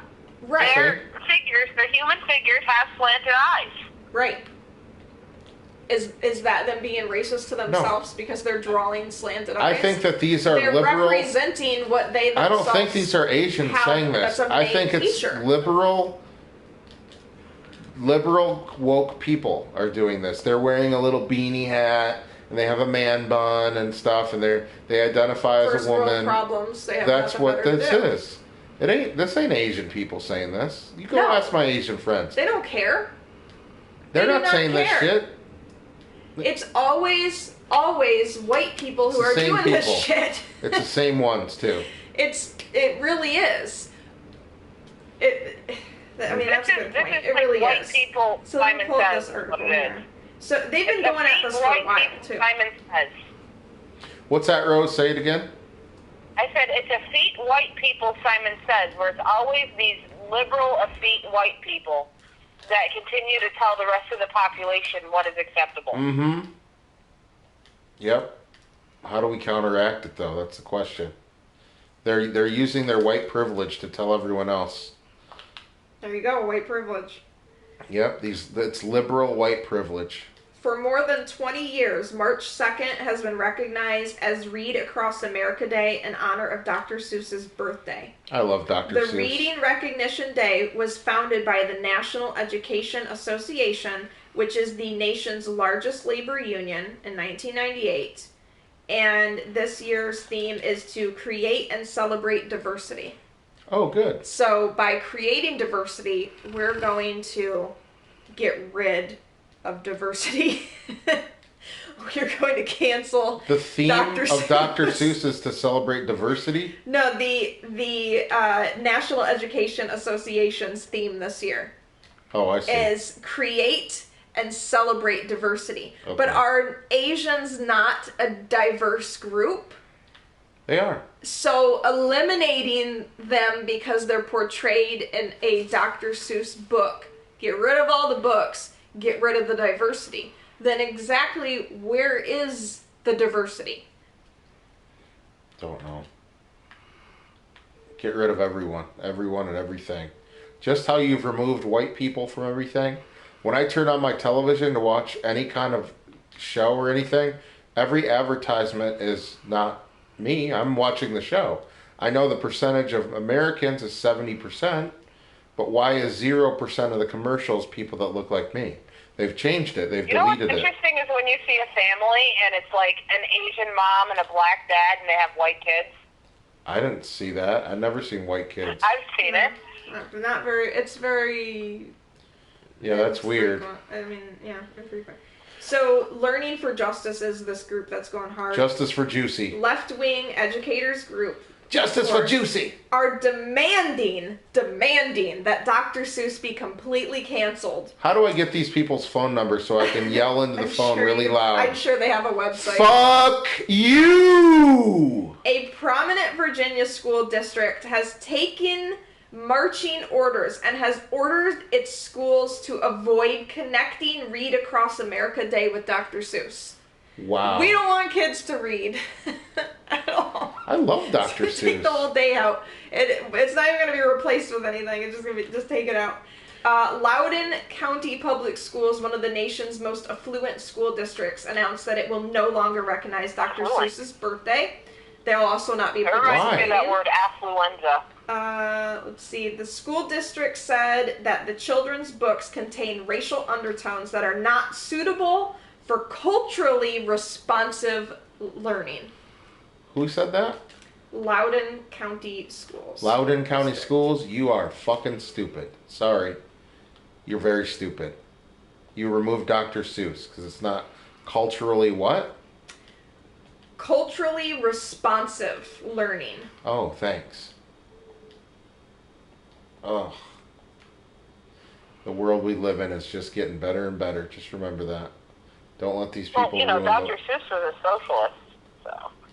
I don't care. As we become more culturally responsive. Theodore Gissel, is that what his name is? Say what his name is. Whose name? Dr. Seuss. What's his real name? I don't have that Theodore. right here. I'm going to read the rest of this article. Okay. It says, as we become more culturally responsive and racially conscious, all building leaders should know that in recent years there has been much research revealing radical undertones in the books and illustrations written and drawn by Dr. Seuss. That was the statement here. Rose, what's Dr. Seuss's real name? Theodore Seuss Geisel. Geisel, okay. Hey, I don't have anything in my hands. It's just in my brain. That's pretty good. I did pretty good. I said Theodore Gissel or Geisel. Yep. Interesting. So they're going to cancel. And tell me more about the Coca-Cola problem. Now, before we go into that, I just want to preface it by saying Rose thought I was crazy, but I have this app on my phone where I read books from the library. Can I finish this real quick, though? Yeah. So I got to read these comments. Okay, You've got to hear these comments. Then we'll go into that. So, going back into... Okay, so in a magazine article that was posted called It's Time to Talk About Dr. Seuss, this organization, Learning for Justice, cites a study from St. Catherine's University that makes claims that Dr. Seuss's children's literature is rife with Orientalism, anti-blackness, and white supremacy. Wow. I don't know about white supremacy or any of that because aren't most of the books like creatures and animals that don't exist? I have never seen that are all different colors. Any of this. I would love to have a conversation with someone that thinks that. The researchers surveyed 50 Dr. Seuss books and concluded that there is not enough diversity. They surveyed them. That means they were reading them looking for problems. That's what I think too. Yeah, go fuck yourselves. I think it's a bullshit study. Never publish this stuff again. I can't believe we're even lending credence to this. Here's what they identified as their numbers to represent the study. I approve of them. I approve of the freedom for them to have their opinions. But sure, why not? I don't think... Yeah, I love it. Say whatever you want. You think it's this and that? Fine. Fuck you. I think it's not. And I'm gonna have my kids read those books because I like those books a lot. So, of the 2,240 identified characters, there are 45 of. So they're saying that represents 2%, and that's of just not color. enough. What does that mean? Aren't they yellow? POC, I guess. People are like orange and stuff on the books, right? They're not regular people. These are like made-up creatures. And they're saying of those 45 characters of color, 43 of them Does that mean like purple? There's like purple animals and stuff? Exhibited behaviors and appearances that align with harmful stereotypes and Orientalist tropes. Wow. Amazing. It also says, oh good lord, here we go. Many of the non-white characters in Dr. Seuss's books were men and were subservient to white characters in the book. Okay. I don't remember any of this happening in Green Eggs and Ham or not. Well, we need to go watch it and see. We need to go read the books. Let's order all the books. Also, look at this. It's This also is what I want. important to Listen. note. We'll order all the books. We'll get the whole No, because collection. you say, "Oh, I never know what to get you for Christmas." I want the whole collection. We'll go through them all That's and it. we'll count out the characters. I'll do my own study. I want the whole Dr. Seuss collection. That's what I want. It's also important to note that each of the non-white characters is male and that they are all presented in subservient, exotified,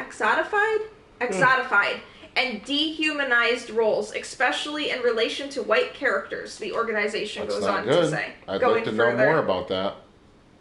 Terrible. much of the racist portion of Dr. Seuss's work was done before his famous books and his problematic cartoons came during his career as a cartoonist and an ad man. So his racism was before he got famous, they're saying. Yeah, he did cartoons for like newspapers and stuff for a long time. There's a lot of art, Dr. Seuss art. So this is not in his actual books. books. This is in like got some nonsense things he did? Art. Other books that are maybe not as popular?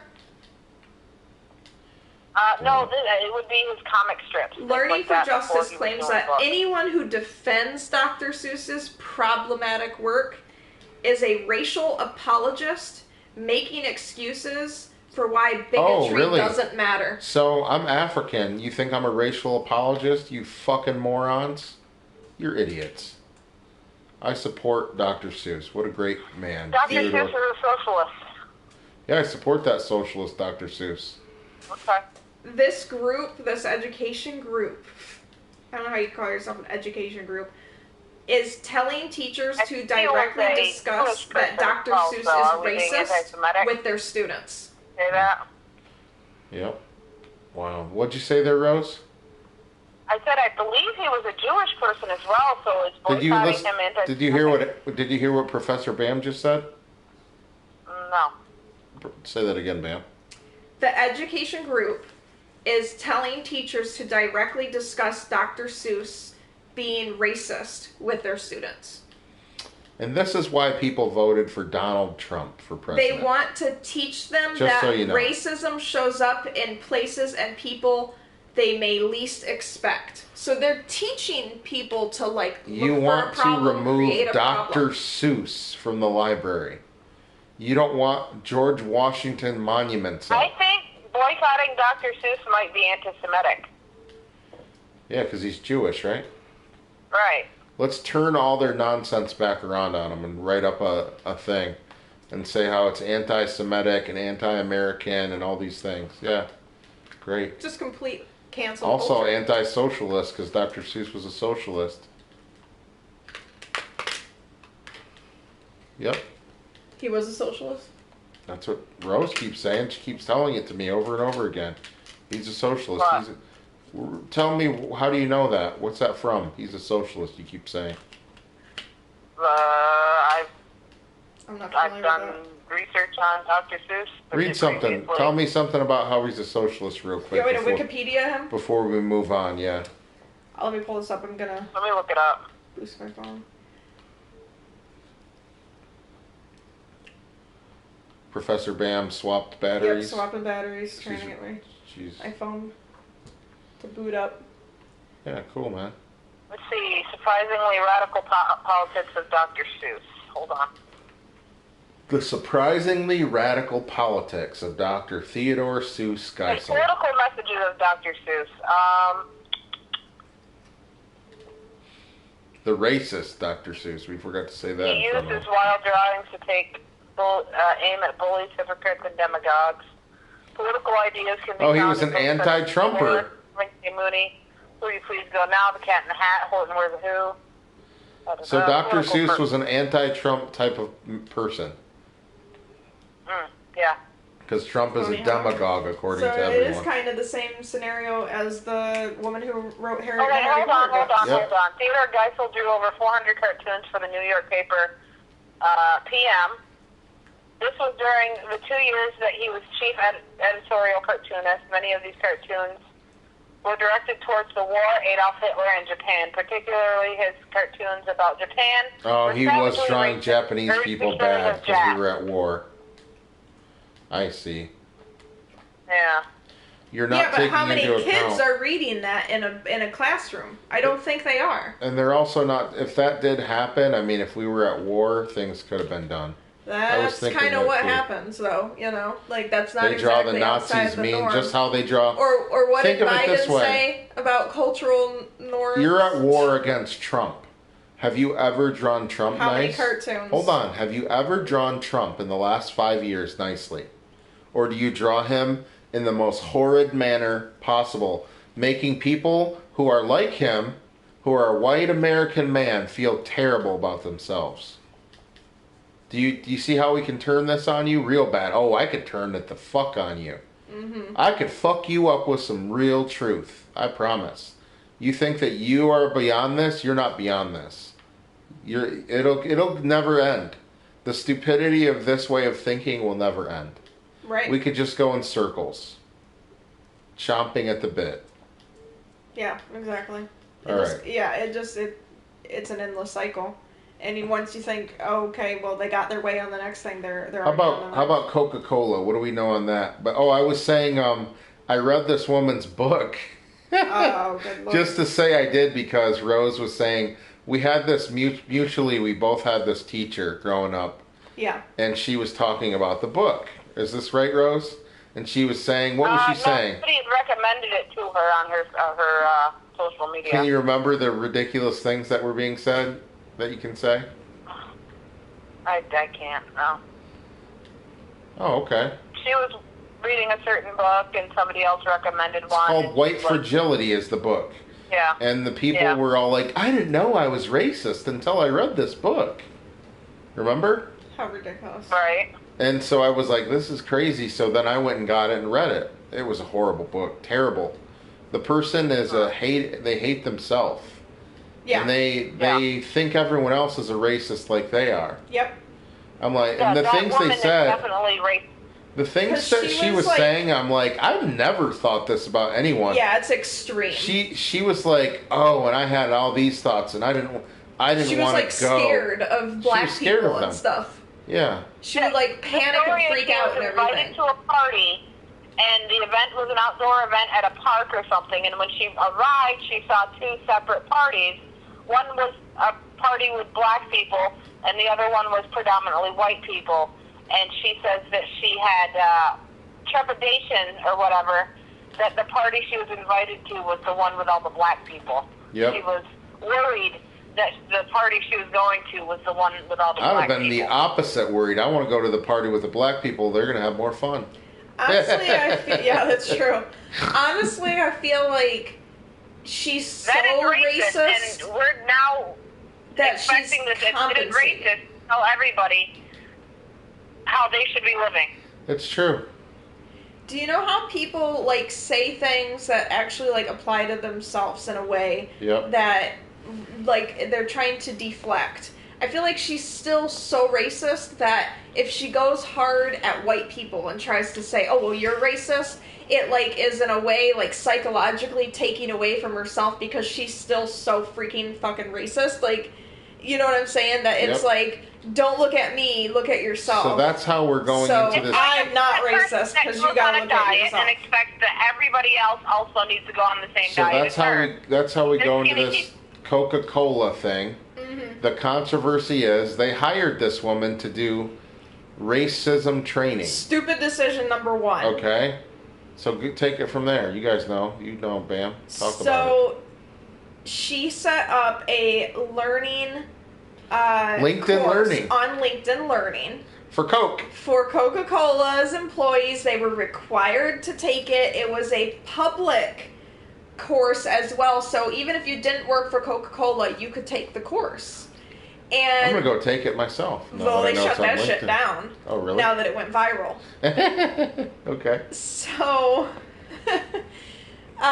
like, one of the slides said how to be less white. Oh, And, really? Yeah. How to be less black. See, I thought us white folk were supposed to stay in our lane. and How just to be be less white. Asian. Are how we to be supposed less to try to be Mexican. more black now? Like- What's the word on that? Yep. How to be less black. Imagine how that would Maybe go Rachel over. Dolezal has it right. Rachel Dolezal, yep. So, let me see if I can actually pull up these things, because I know they're trying to wipe this from the internet. Okay. People are trying to get it out there, but you know how it is right now. Yep. Silencing from media. I go to images. Yeah, they try Should I to read keep the Snopes? this kind of thing separate from like the general population, white people. Oh, okay, here, I found it. Hold on. Let Rose say the one point she was saying and say then it. talk. Say that again, Rose. There is this crazy type of anti-racist stuff, but they try to keep it away from your general population, white people, so that they don't know what's going on, and they just think they're being like less racist. Yeah. And being less racist is the thing.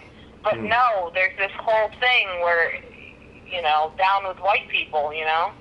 Weird. And they're trying to keep white people voting for it by not letting them realize that that's what's going on. Yeah, that's Well, a good point. Yeah, keep them dumb and brainwash them. Yeah, so they don't know, It's easier so to they don't control 'em. realize that's their platform. Yep, That's what you're supporting. exactly. Okay, Right. so go ahead, ma'am. Okay, so quite literally, there's one slide that in large, bold, like orange lettering says, "Try to be less white." Like, that's the point there. Like, it's dedicated to its own slide. This says, "Confronting racism," this is the title of the course, "Confronting racism, understanding what it means to be white and challenging what it means to be racist." Really? Yeah. Apparently, you have to be white in order to be racist as well. Like the other races, it doesn't apply no matter what you do or what cartoon you draw. That's called reverse it's not, racism. It's racism. There is no reverse. Racism, That's what they taught me in racism college. is racism. There's no reverse I don't want fucking to read racism. a book on anti-racism written by a white woman. I'd rather go to the source like Louis Farrakhan and read what he has to say. Yeah, that's good. To be less white. I think it's racist for a white person to think they can even talk about this subject. It's ridiculous. Yep. To be less white is to, As one, a black man. be less oppressive. Mm-hmm. 2, be less arrogant. 3, be less certain. Ma'am, have you ever met Mother Teresa? I don't think you have. Do you think she wasn't white? She had white skin. You don't even deserve to be... I shouldn't even say that word to her. It was very, very insulting. Well, you know, right now you're being too white because you need to be less offensive. Is that what it That's says? the next one. Be less ignorant. Yeah, thanks. Okay, be less ignorant. Be more humble. Ignorant. You need to listen. You need to believe. Break with apathy. And break with white solidarity. Here's her bullshit line. This pisses me off. Okay, because I have studied psychology. I'm working on my doctorate. This is a bold-faced lie she put in here. In the U.S. and other Western nations, white people are socialized to feel that they are inherently superior because they are white. Huh? Research shows that by the age of 3 to 4, children understand that it is better to be white. Wow. Hey, at 3 or 4, I knew what it was like to be fucking treated horribly, so whatever. At 3 to 4, I didn't have any conception of what color was. Yep. I mean, I think I was more interested in, like, if there was Oreos in the cabinet, you know? Like, no kid, unless their parent is shoving it down their throat that you are different and they are different and that person's different, no kid has a freaking clue. Mm-mm. Not at that At age. all. That's a lie. I agree with you. That's a lie.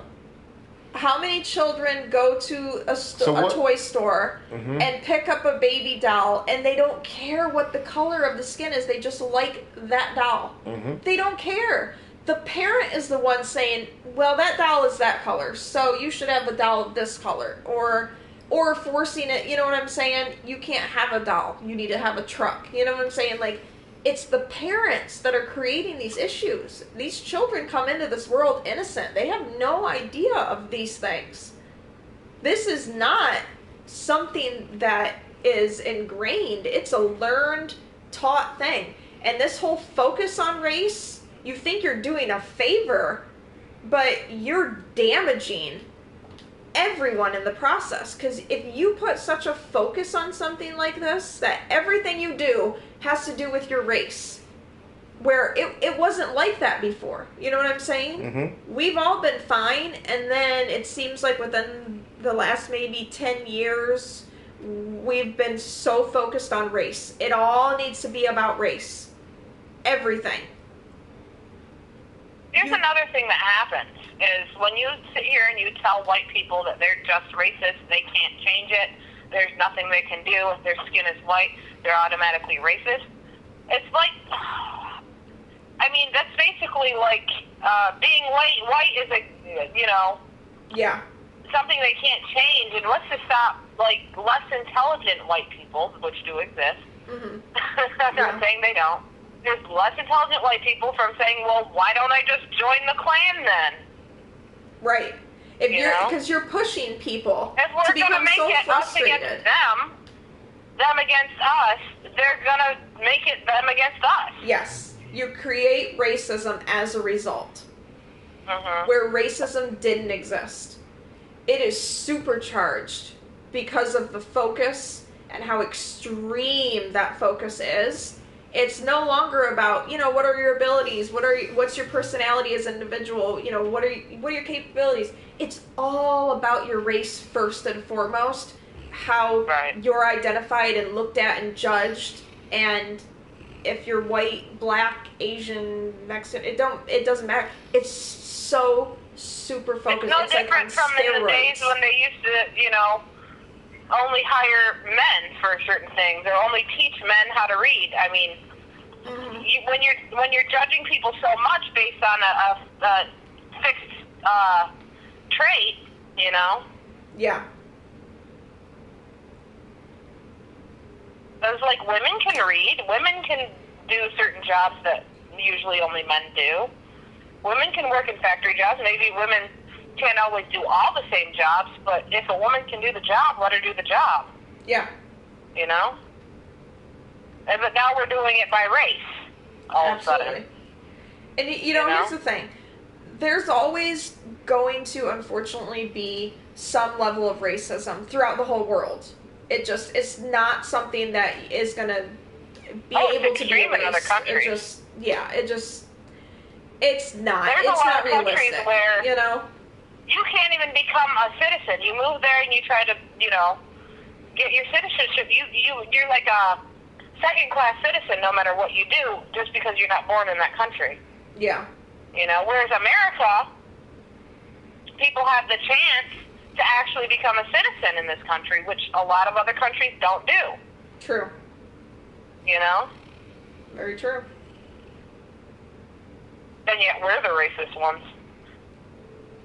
In You other know? countries, it's very,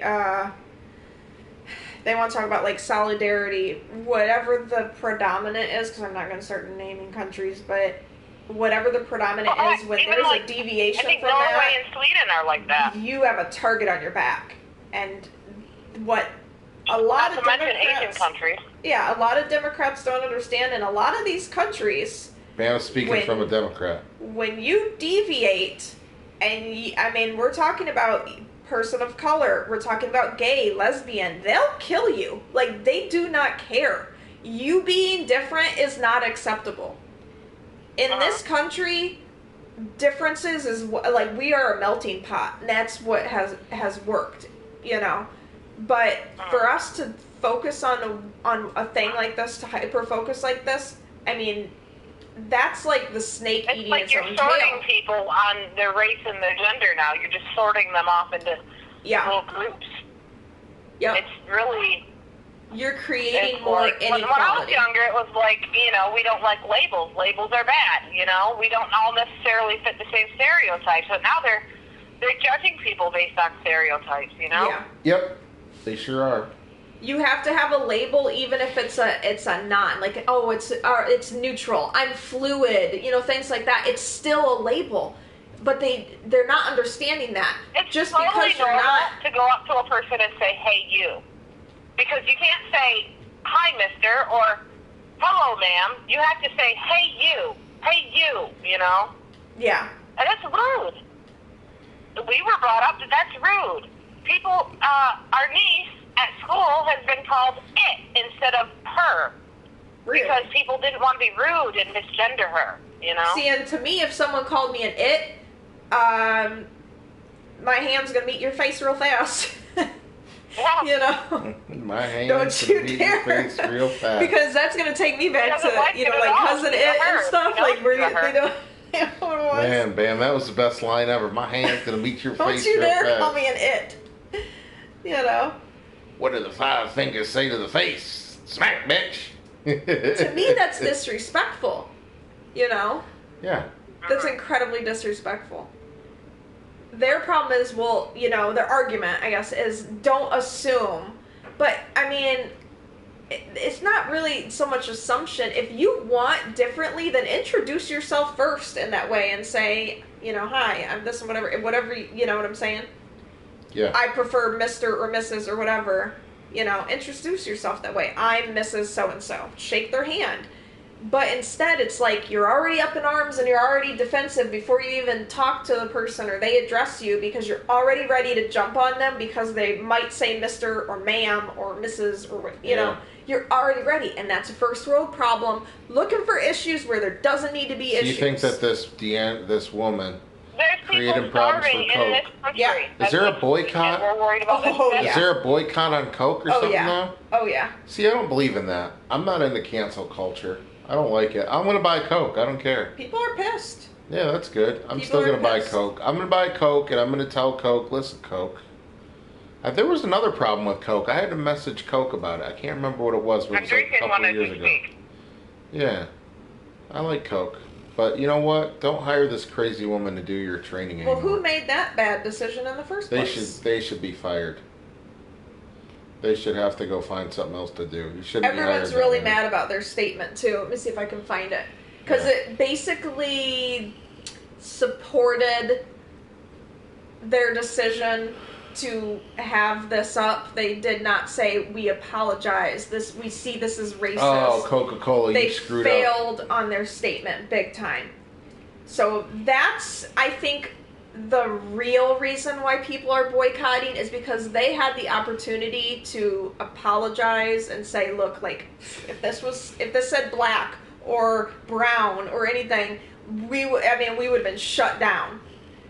There would be a hit out for Coca-Cola. While you're looking that up, what do you want to do for dinner tonight? You want to do like Chinese food? You want to do like burgers?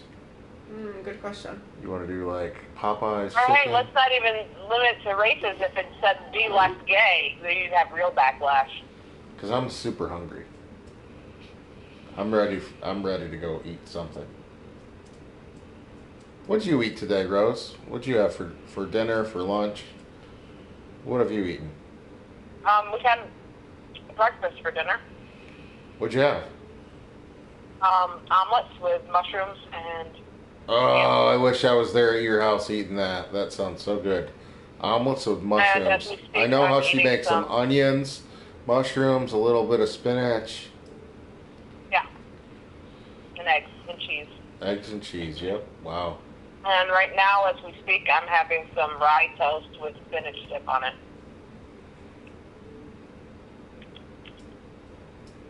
And a Coke. Because I got a little hungry while we were talking.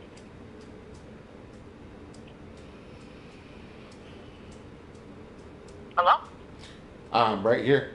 Yep, just thinking about there's food. a long Waiting for silence Bam to right tell me this thing. We're going to close this Yeah, I'm out. looking up for this. We're for closing this statement. out within 5 minutes, and I'm going to get food. I'm looking. Fox completely News, done. everybody. Who's got it? I'm so hungry. I've eaten nothing, and I'm hungry. And I'm not fasting. And this is the time of the day where the ghrelin is the highest. Hunger hormones. Hungry. Hungry. Yep.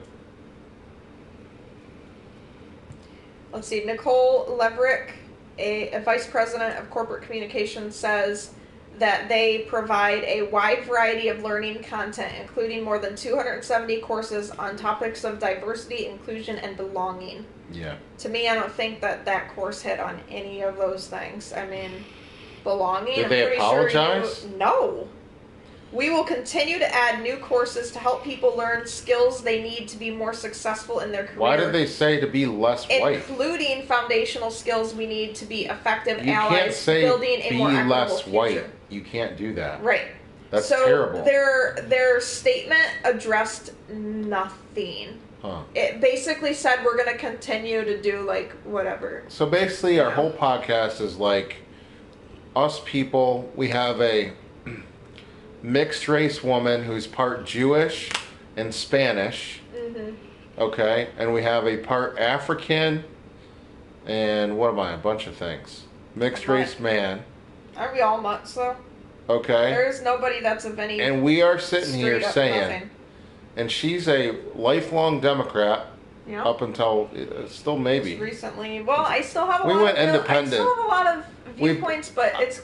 We both went independent because we were like, these people are crazy. Yeah. So we went independent, and we are sitting here. This whole podcast is just us complaining. We're mad at having Victoria's difficult Secret. decisions, having discussions that people are too afraid to have. They're too afraid to just have the conversation. Yep. Need to be addressed. What's that, Rose? I said we're just raising questions that we feel need to be addressed. We are. I don't think we've not done any bullying. We've not said anything illegal. We've talked about trans people, and that's okay. We just have an opinion on sports. It doesn't mean we've said nothing to get banned. Nothing at all. And but we you support agree, people. Though, that having the conversation even like feels like you're doing a bad thing. Like we've been so taught, don't even talk. They or might discuss. delete. They might not only delete this, but they might delete the whole channel. Just so you know, just by having these conversations. That's the these thing. are conversations. This is called freedom, and we're not doing anything illegal.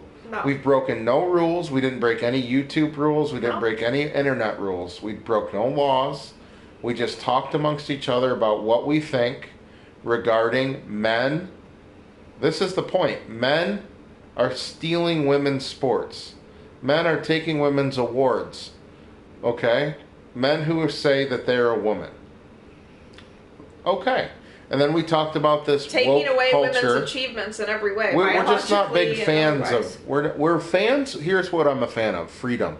You as a company have the freedom to fail. You can make these stupid choices, but it doesn't mean that I'm not upset because it used to make my wife happy to go to this store and to get this catalog, and it made me happy because then my wife and I are having sex. We're happy. We're having sex. We love each other. Hey. There's more sex had when your wife feels sexy. So these people, these stores are trying to make these women feel less sexy. And if they feel less sexy, there's going to be less sexy time. Hey, but think about it. Babies and then China wins. Oh, it all comes down to lowering population. Lowering population. Yes, they want to lower the population, just like Bill Gates. If you have men who are having sex changes to be women and women having sex changes to be men, they cannot procreate. Okay? Unless they set up like I'm going to freeze my eggs, but most of them don't. Okay? So there you go, you knock them off there, right?